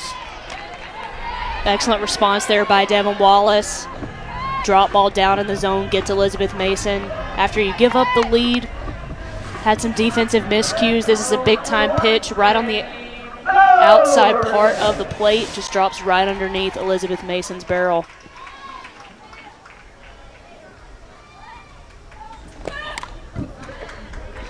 Danny Morgan, first pitch swinging. It's 0-1. 0 for 2, lined out back in the third. 427 batting average, 464 on base percentage. So that 0-2 showing really hurting her average so much. So much. Such a tough spot to be in. That one's popped up into foul territory, and underneath it to make the play is Johnston. But Florida State able to put another run across. They lead it once again at home in Tallahassee. Tallahassee, top of the 5th inning at the Seminole softball complex. Number 4, Florida State, able to tack on another run from the Sidney Sherrill sac fly that would plate Callie Herod.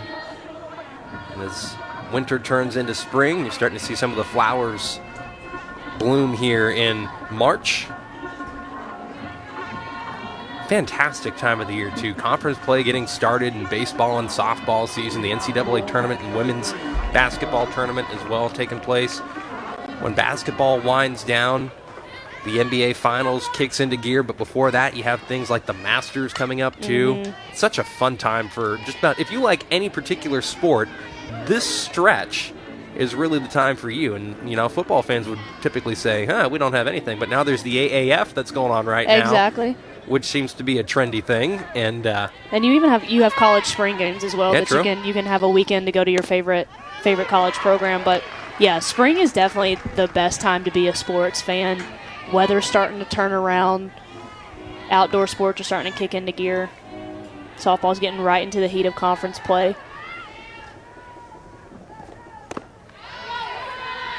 Owen to the count here. To the leadoff, Sam Russ. Not to mention your brackets getting busted.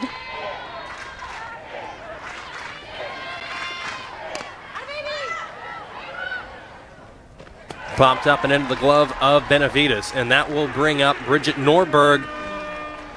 And her presence has been felt today. A grand slam back in the second to give NC State at the time a 4-3 lead. And we've mentioned time and time again about this home run mindset that they have. And again, this is a first-year mindset for NC State. Tucker Pierce has more on how it came to be. Tucker? Well, Sean, going into this game, Brigitte Norfolk was 1 for 9 in her last at-bats going into that grand slam that she hit in the top of the second. So going forward, being down 1, they're going to need her to step up here with that hashtag home run mindset that she's brought in since she's transferred in from Maryland.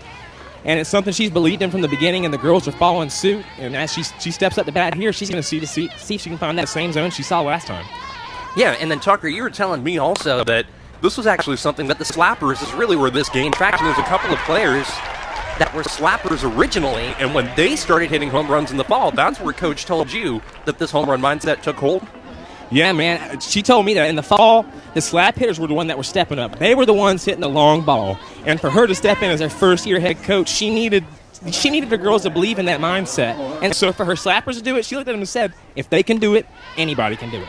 Yeah, absolutely. And so far, it's been Norberg who's been leading the charge as the season has gone along. But that was a quick out there for Kensi Herzog, who has been locked down ever since. And 2 quick outs on the board now as Logan Morris steps up to try to gain any kind of momentum that's been hard-pressed for the Wolfpack to pick up, aside from that grand slam back in the second. And there's a base hit right up the middle.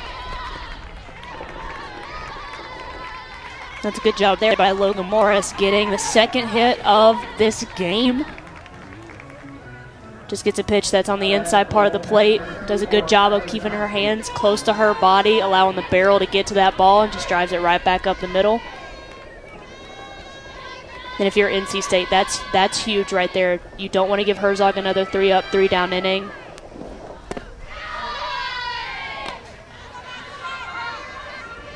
You want to break up the flow that she's kind of gotten into after that Brigitte Norfolk home run. Skylar Johnston transferring in from Fordham. Made a couple of NCAA tournament appearances with the Rams. So she has experience and winning experience. She knows what it takes to contend and compete in conference play. She knows what it takes to come through in big moments. And the Wolfpack will need her to come through here with an opportunity with a runner aboard, albeit with 2 outs on the board. She's ahead in the count here 2-0. Did walk earlier today. Now the count 2-1. NC State still staying aggressive here with those big swings. Like you said, sticking to that home run mindset. If they see a pitch that's around the white part of the plate, they're going to swing hard. And they like their chances when they make contact. 2-2 to count here to Johnston. Had 14 multiple hit and 12 multiple RBI performances last season. She lays off the pitch upstairs and the count goes full. And coming into this weekend, did not have the weekend she'd prefer to have against Virginia Tech. Only 1 hit against the Hokies that weekend. But before that series, had 4 consecutive multi-hit games, so she was in pretty good form before ACC play started as that one's popped into shallow left field. And Callie Harrod lays out, makes the grab, and eliminates the threat. Absolutely amazing play there by Callie Harrod, showing off the range. Looking like an outfielder going all the way out there to get this ball. Herzog jams her up. Callie Harrod's running, makes the grab, and adds the dive in at the end for a little show point. That could have been trouble for the Seminoles, but credit the speed. Bottom of the 5th inning here in Tallahassee. Number 4 Florida State preserving a 1-run lead.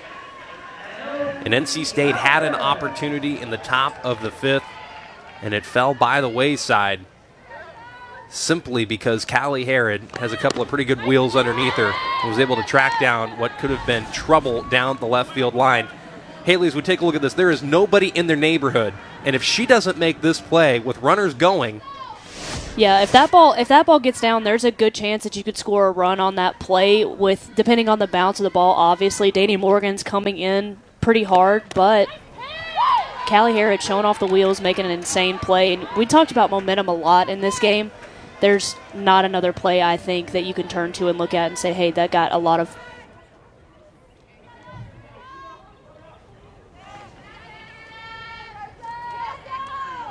Picks up even more, does that momentum. So, as that ball's pulled foul off the bat of Casas. But, I mean, that could have shifted everything. If, at the very least, maybe runners on the corners and the threats even deeper for Kensi Herzog, it would have just been that gradual shift that would have pushed it back in the Wolfpack's direction. So that's one heck of a play as that ball is sent into a similar spot. And Russ is able to make the play out in left. And that's a really good swing there by Zoe Casas. Sam Russ just gets a good jump on that ball, goes deep into the gap to make the play.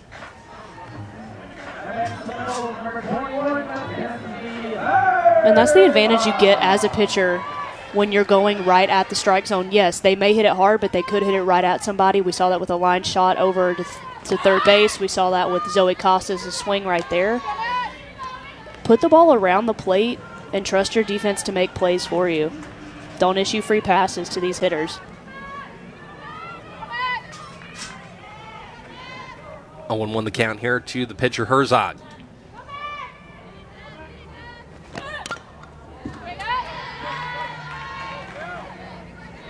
Now it's 0-2.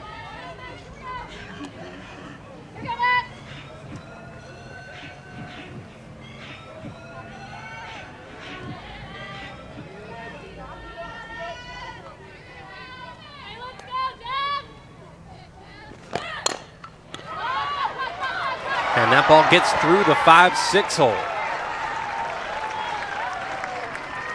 Morris and Visser came charging in. It hopped over one glove and under the other one.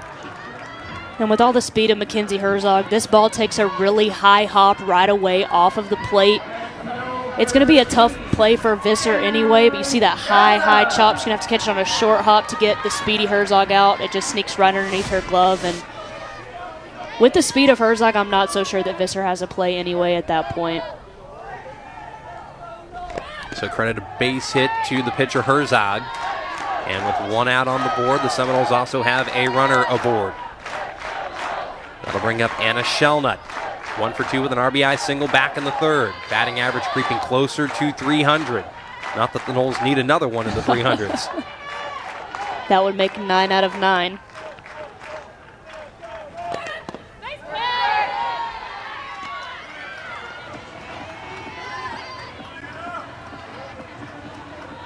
I'll tell you what, too, aside from, I guess, now the infield base hit and the base hit that would plate Sid Sherrill a couple of innings ago to tie it up, this is a much better effort from Wallace that we've seen here today, not giving Florida State as many free passes as Herzog's on the run into scoring position. Absolutely. I think, as you see the speed of Herzog there, I think this adjustment that Devon Wallace has made, you can tell that she's around the strike zone a lot more.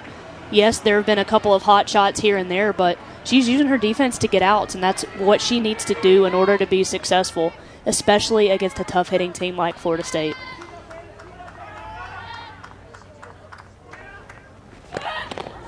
That one's up and in on Shellnut. It got all the way to the backstop, so now runners on the corners as Herzog's able to get to third without much of an issue.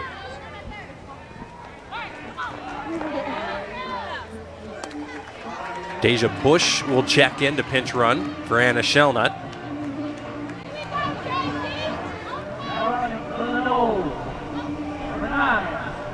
Deja, whose brother just entered the NFL draft and is going through all the combine and all that good stuff, trying to get going for who knows who's going to pick him up. But he had one tremendous career at Michigan, and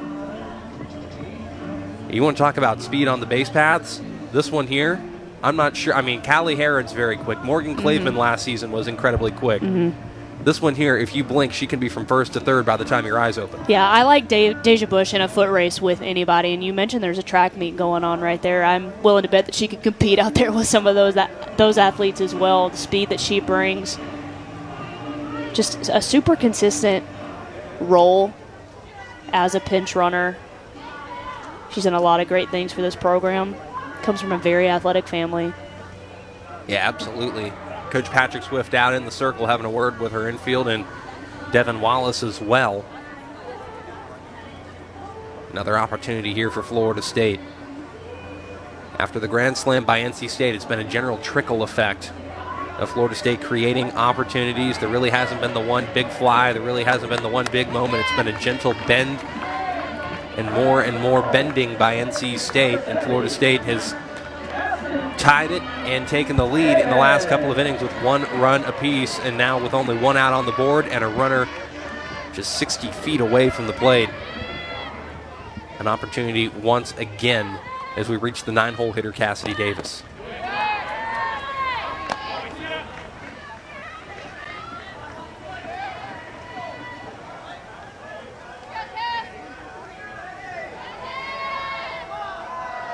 You've got to think Deja Bush is going to steal a base at some point, especially in this first and third situation.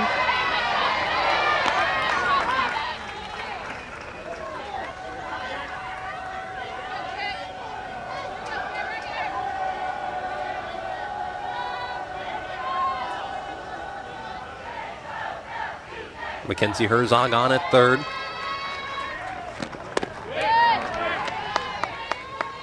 Picked up an infield base hit, stole a base, and then on a walk to Anna Shellnut, the pass ball all the way to the backstop allowed Herzog to advance to third.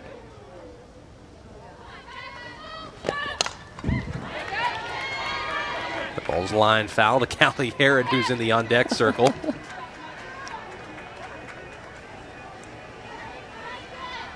Well, now if you're Cassidy Davis and you've got 2 strikes on you, you want to make sure that you don't try to do too much with this ball. Herzog's got a lot of speed at third base, just like Sidney Sherrill did with her last at-bat with Callie Herod on third. Just poke something to the outfield and try to get a little sac fly. Got the strikeout. The question I was about to ask was, do you work low in the zone, try to get that ground ball so that you can get that double play ball? Absolutely, and that's exactly what Devon Wallace did there. This is going to be, I believe, a curveball. Yep, it's a curveball right on the outside corner, but it stays low. You see, it doesn't get above belt height. If Cassidy Davis even makes contact with that, that's more than likely going to be a ground ball. But she goes for the strikeout. Big time pitch there by Wallace.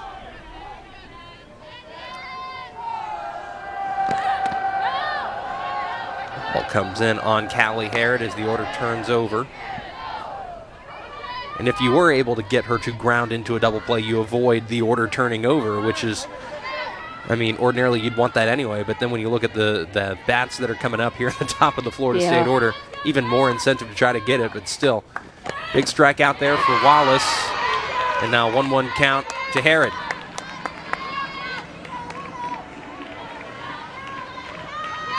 Well, that's the first time I've really seen Callie Herod swing at something outside of her zone this series so far. She's drawn a lot of walks. You've got to think that she wants to hit. As a hitter, sometimes you can get a little bit impatient. And there it is. Gone. We just talked about it, getting impatient when you've drawn so many walks. Devon Wallace leaves this ball over the heart of the plate. Callie Herod's just itching to get her barrel on something and drive it. And she drives that one out to right center. You might also have to have plenty of patience to see when that ball comes down. It had a lot of carry in it. And the Noles lead by 4. I mentioned that it had been a little bend, a little bend, a little bend, and Callie Herod says, I think we've bent until we've broke. Absolutely, and that pitch from Devon Wallace is just right down the middle. It's flat, doesn't have a lot of break on it, and you can't make that kind of mistake to a great hitter like Callie Herod. And she wishes she could have that one back.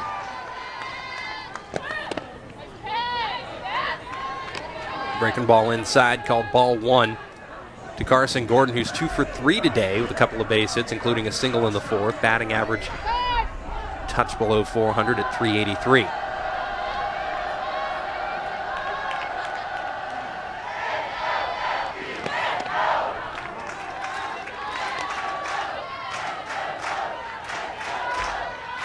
And this crowd has really started to come alive. Florida State starting to break this game open.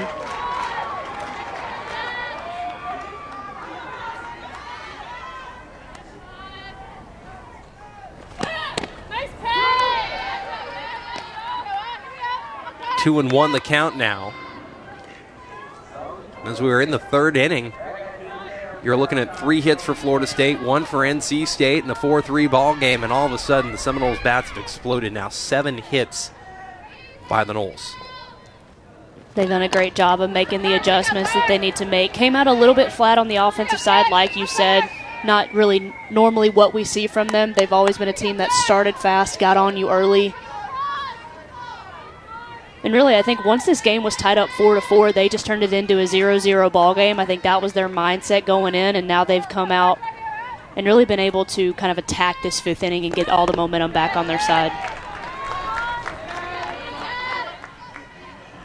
Mentioned earlier in the show after the grand slam by Brigitte Norfolk, the Wolfpack right fielder, that it has been rare for Florida State to trail this season. Of course, they trailed at the end of 3 of them, but there were only 4 other games that they have trailed in at any point this season, and it's all been brief. They've come back, they've answered, and they've won. And here again, for just the 5th time, aside from those 3 losses, they found themselves trailing a team. And they lead at 8-4 here in the bottom of the 5th. A lot of teams, when they get down and they're not used to being down in a ball game, a lot of teams will tend to just roll over and kind of continue on that same path. Florida State is the exact opposite. They've shown resiliency so far in this ball game, and that's why the scoreboard is what it is. Yeah, you mentioned it. Callie Herod, patience at the plate, paying off. The big fly puts Florida State up by 4 through 5 at the Seminole softball complex. Welcome back to Tallahassee here at the Seminole softball complex, where Florida State leads it 8-4. Welcome back up inside the booth, Sean Davidson, alongside a 4-time All-American at Alabama, and Haley McClenny. And Haley, this has been an impressive Florida State comeback so far. What's NC State going to need to do to try to respond to that big fly from Callie Herod? They're definitely going to need to continue to get people on base. Their motto all season long has been the home run mindset. In order to hit home runs, you want to make sure you're taking advantage of that. Get people on base with a walk, infield single. Just try to make as many things happen as possible while you're in the box. And they will try to do that against a new pitcher for Florida State as Sandercock makes her first appearance of the weekend. Catherine Sandercock, her 14th appearance of the season, a 2.13 ERA through 49 and a third, 46 hits, 8 walks, and 30 strikeouts. And I'll tell you what, the moment that I realized that Florida State had a really good chance to be really special, it wasn't just any particular outing in that Tampa St. Pete Invitational, as much as it was when they didn't throw Megan King against number 3 Oklahoma. It was Sandercock who got the majority of the reps in that game, and they were able to win that one as well. Yeah, that was a very impressive start by Sandercock. Really, arguably the biggest start of her young career so far. She's a gamer. She is not afraid to go up against elite hitting programs.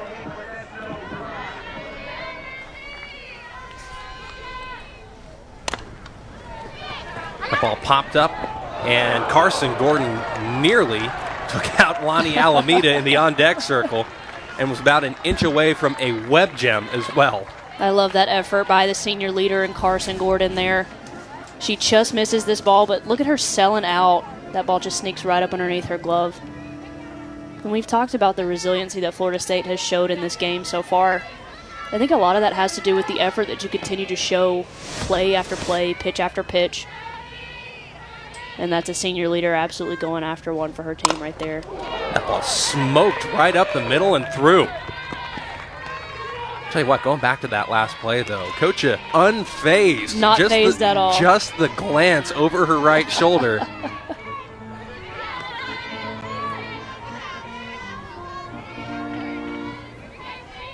Good start here for the Wolfpack. Randy Farraker checking in with the base hit right up the middle.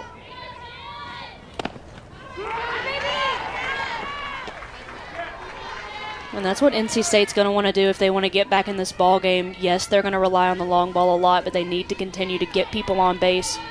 Farraker does a good job of getting a leadoff single there. And that's the thing.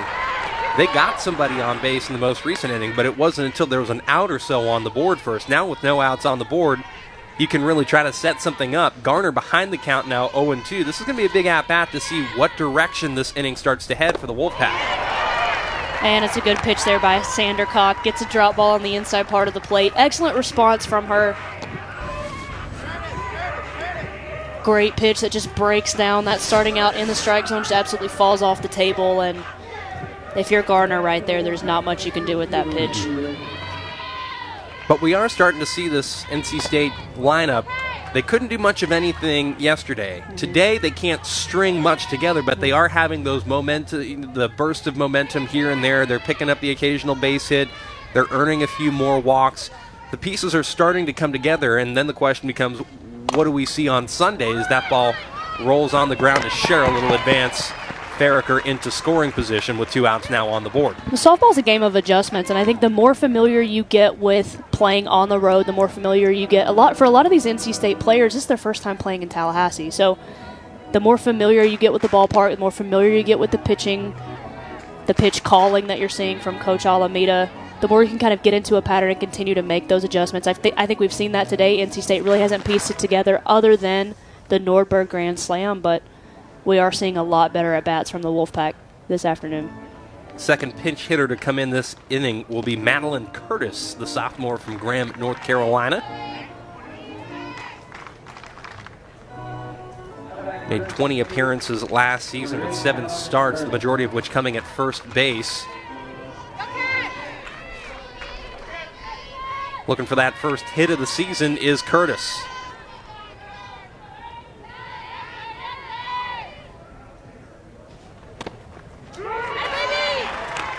Check swing, pitch caught the corner, it's 0-1.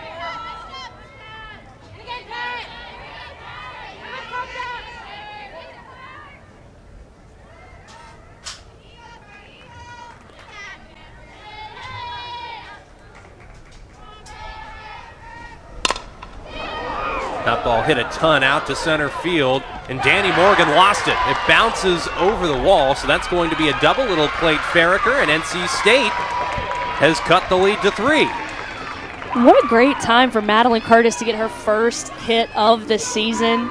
Takes advantage of a pitch that just doesn't break from Sandercock. It's up in the zone, and Kensi Herzog out there in center field just misplays it a little bit.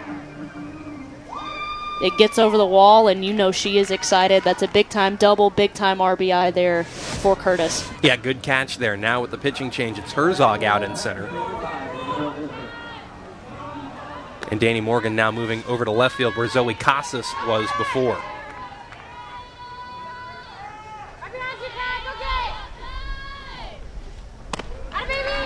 Here's the shortstop, Visser. 2 outs with the runner in scoring position in Madeline Curtis. Coach Patrick Swift saying, we only have 12 position players to go to war with, but we will go to war. We're not afraid. And certainly, if there's a particular player on that roster that embodies it, it's this one right here in Visser. Absolutely. This kid is so much fun to watch out at shortstop. Plays the game the right way as a competitor, a gamer. She battles at the plate. And really, I think you could say that about all of these NC State hitters. No matter the score, they're continuing to take big swings, continuing to stay aggressive, to stay resilient. And when you've got a team that's capable of hitting a home run at any point, you can never really say they're out of a game. 1-2 to count here with a runner on in scoring position, 2 outs on the board for Sandercock. That ball lifted out to right field, peeling foul and into the batting cages.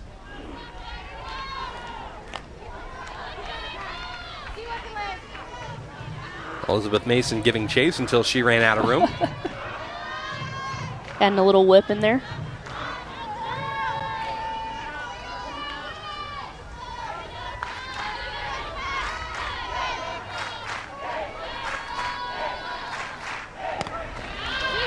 Rise ball upstairs, it's 2-2.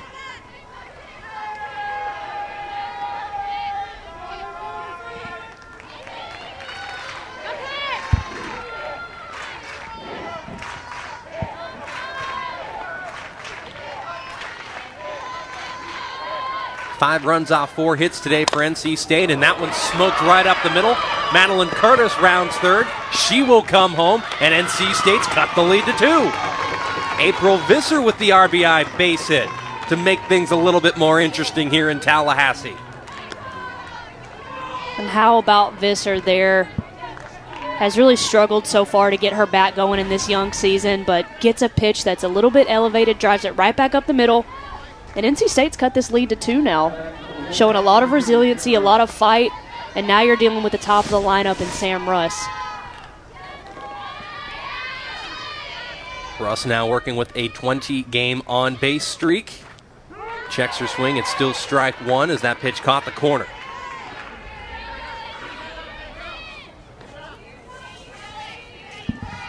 Fouled out back in the 5th, batting average a touch below 300 for Russ.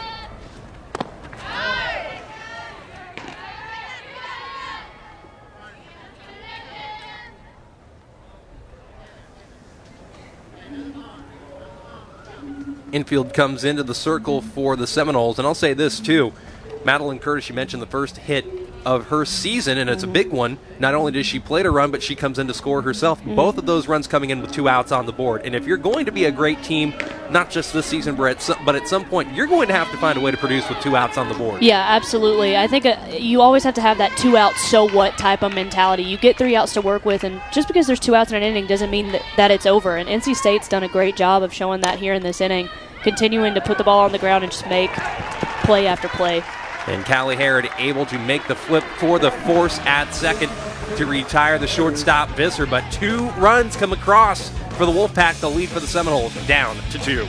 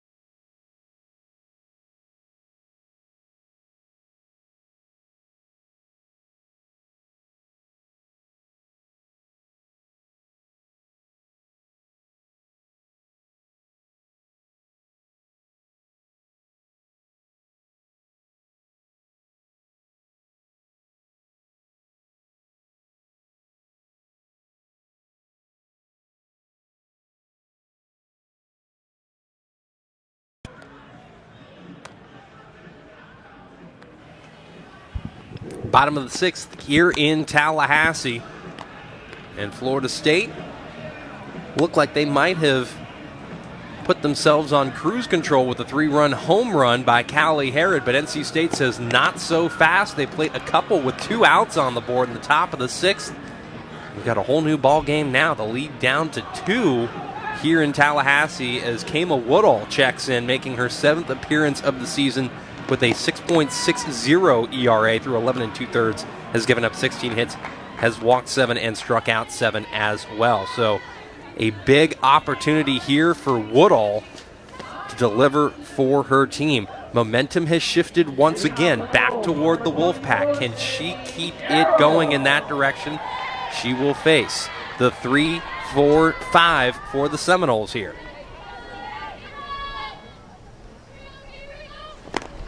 Your job as a relief pitcher when you come into the game is to leave the score exactly how you found it. Woodall is going to have a tough test here facing Sidney, Sherrill, Elizabeth Mason, and Danny Morgan here in the 3, 4, 5 spot in the lineup.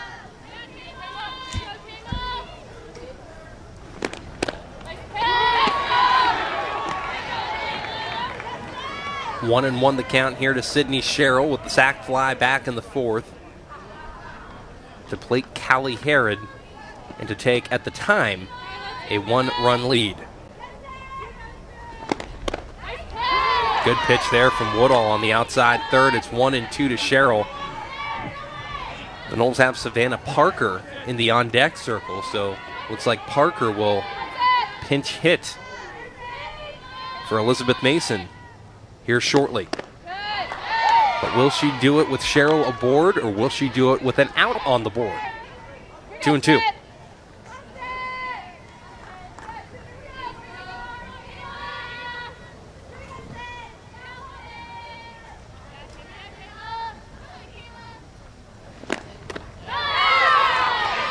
Good start for Woodall.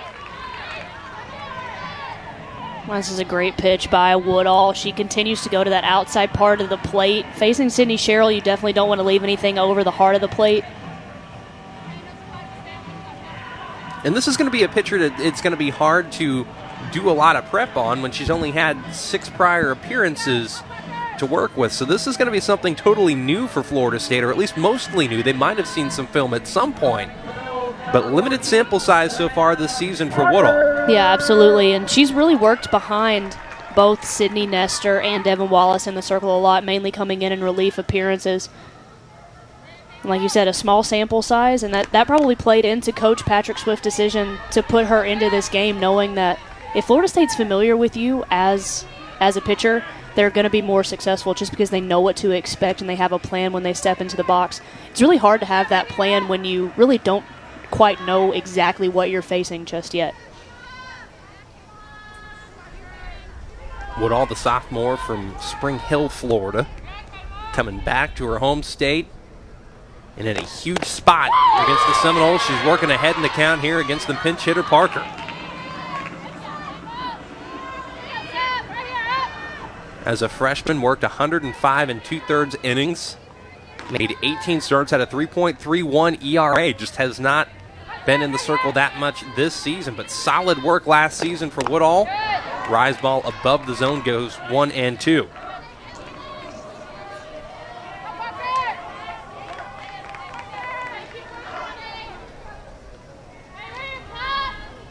So far this season, opponents hitting around 300 against Woodall. Breaking ball off the plate.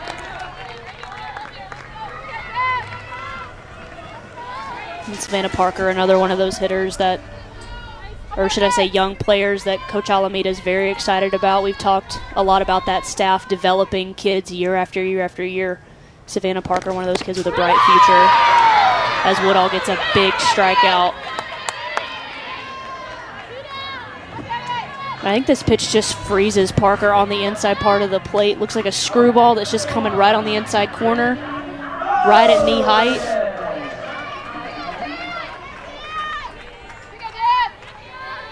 Impressive couple of first batters there by Woodall. A couple of strikeouts right out of the gate for Woodall. And now here's Danny Morgan. It just seems like with these NC State pitchers, after we saw it with Sidney Nestor after the Nordberg Grand Slam, come back in the third inning and look absolutely sharp. As you see, Danny Morgan does a great job there getting a hit, kind of bringing up some of that momentum, but Nestor used that momentum that the offense gave her to come out sharp and keep Florida State at bay in the circle. Arguably, Woodall's doing the same thing, getting a couple of runs in the top of the sixth, kind of using that momentum, trusting her bats. And she's looked sharp so far here in this sixth inning. NC State will be down to their final 3 outs in the 7th. Big question is how many runs will they need? Right now it's at 2. It's Woodall's job to keep it there with 2 outs on the board and a 2-out base runner now, and Danny Morgan on at first. Zoe Casas is 0 for 1 today. She lined out in the 5th, batting average at .361.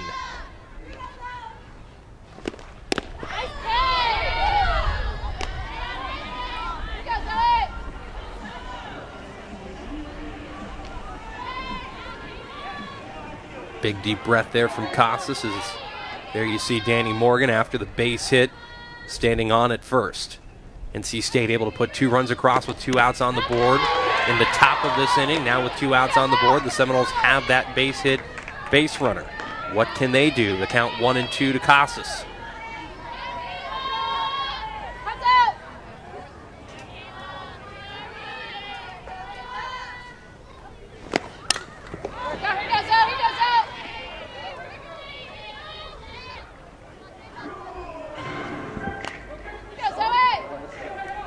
We've seen Woodall in her first at-bat facing Sydney Sherrill. She continued to work that outside part of the plate with the screwball, doing the same thing here to Zoe Casas. Very tough as a left-handed hitter. If that ball's tailing away from you, you've got to break the spin of that ball. Extend your hands and get your barrel out on it. That ball popped up into foul territory and into the NC State bullpen.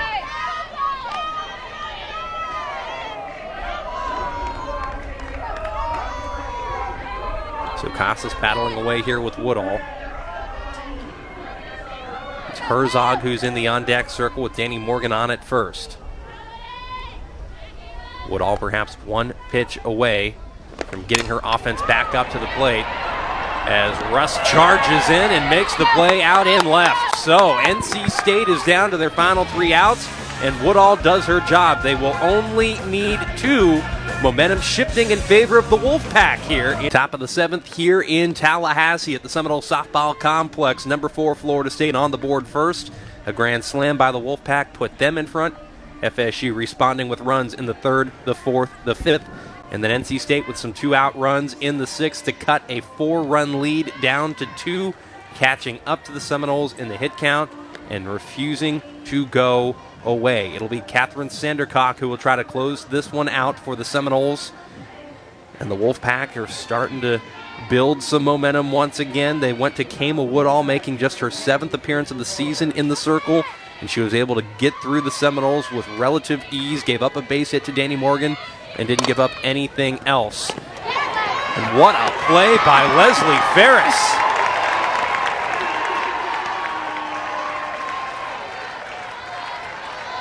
Lesley Ferris coming in last inning. New girl always finds the ball.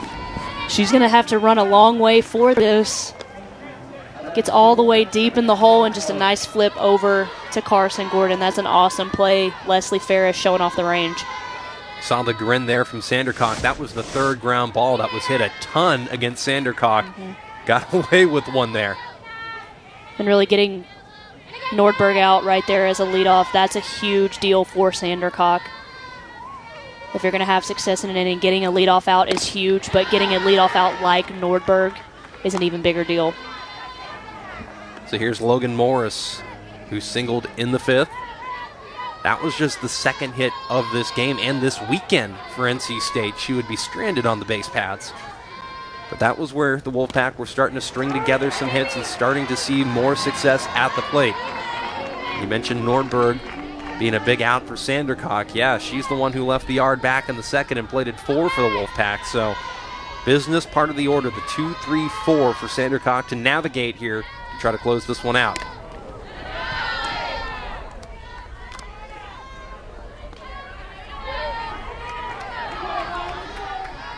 This has been such a fun, entertaining game to watch. If you're a softball fan at home, this is the type of game that you want to see. It's exciting. Momentum shifts kind of back and forth throughout all 7 innings. Ground ball right back up the middle. Almost a carbon copy of her base hit in the 5th. If you're trailing in the 7th inning, especially with a home run mindset, this is where you want to be. You've got your tying run up to the plate. We could potentially tie this game with one swing. And you've got your 4-hole hitter in Johnston up to the plate right now. Your 4-hole hitter who's going to feel like she's got a score to settle because she's the one that sent that ball down the left field line. That if Herod didn't have the wheels to get to it, nobody's going to get to it. Absolutely. And as hitters, you want to use that as fuel for your next at-bat. A lot of the times, we play a game of failure, and all we can do as hitters in the box is try to put together the hardest hit ball or put the ball in the right spot the best that we can. Sometimes that works out, sometimes it doesn't. But the good hitters use that failure or that, play that didn't go your way. They use that as fuel for their next at-bat.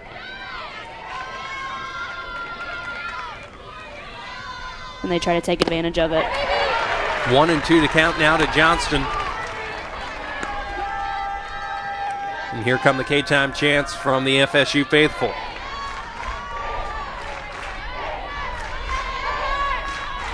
It'll be a big out for Sandercock if she can get it. And that one's fouled off.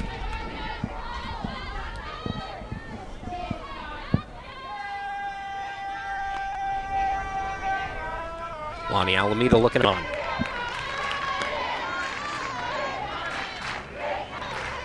Really big pitch here for Sandercock with a 1-2 count.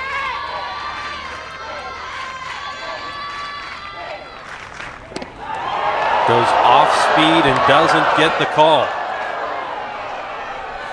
And the crowd wanted that call so bad. Again, the unbiased Seminole faithful. It's a changeup. It's just a little bit low, I think, for the umpire to call, but that's a great pitch either way by Sandercock, and you've still got a few more pitches you can play around with here with a 2-2 count. She had to wait one more, but she gets it.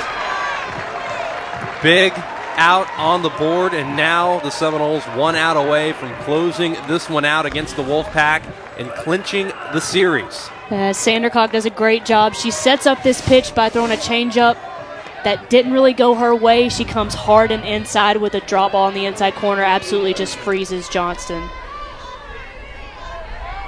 So here's Farraker, the transfer from Arizona State. First pitch swinging. Ferris gloves it and puts it away.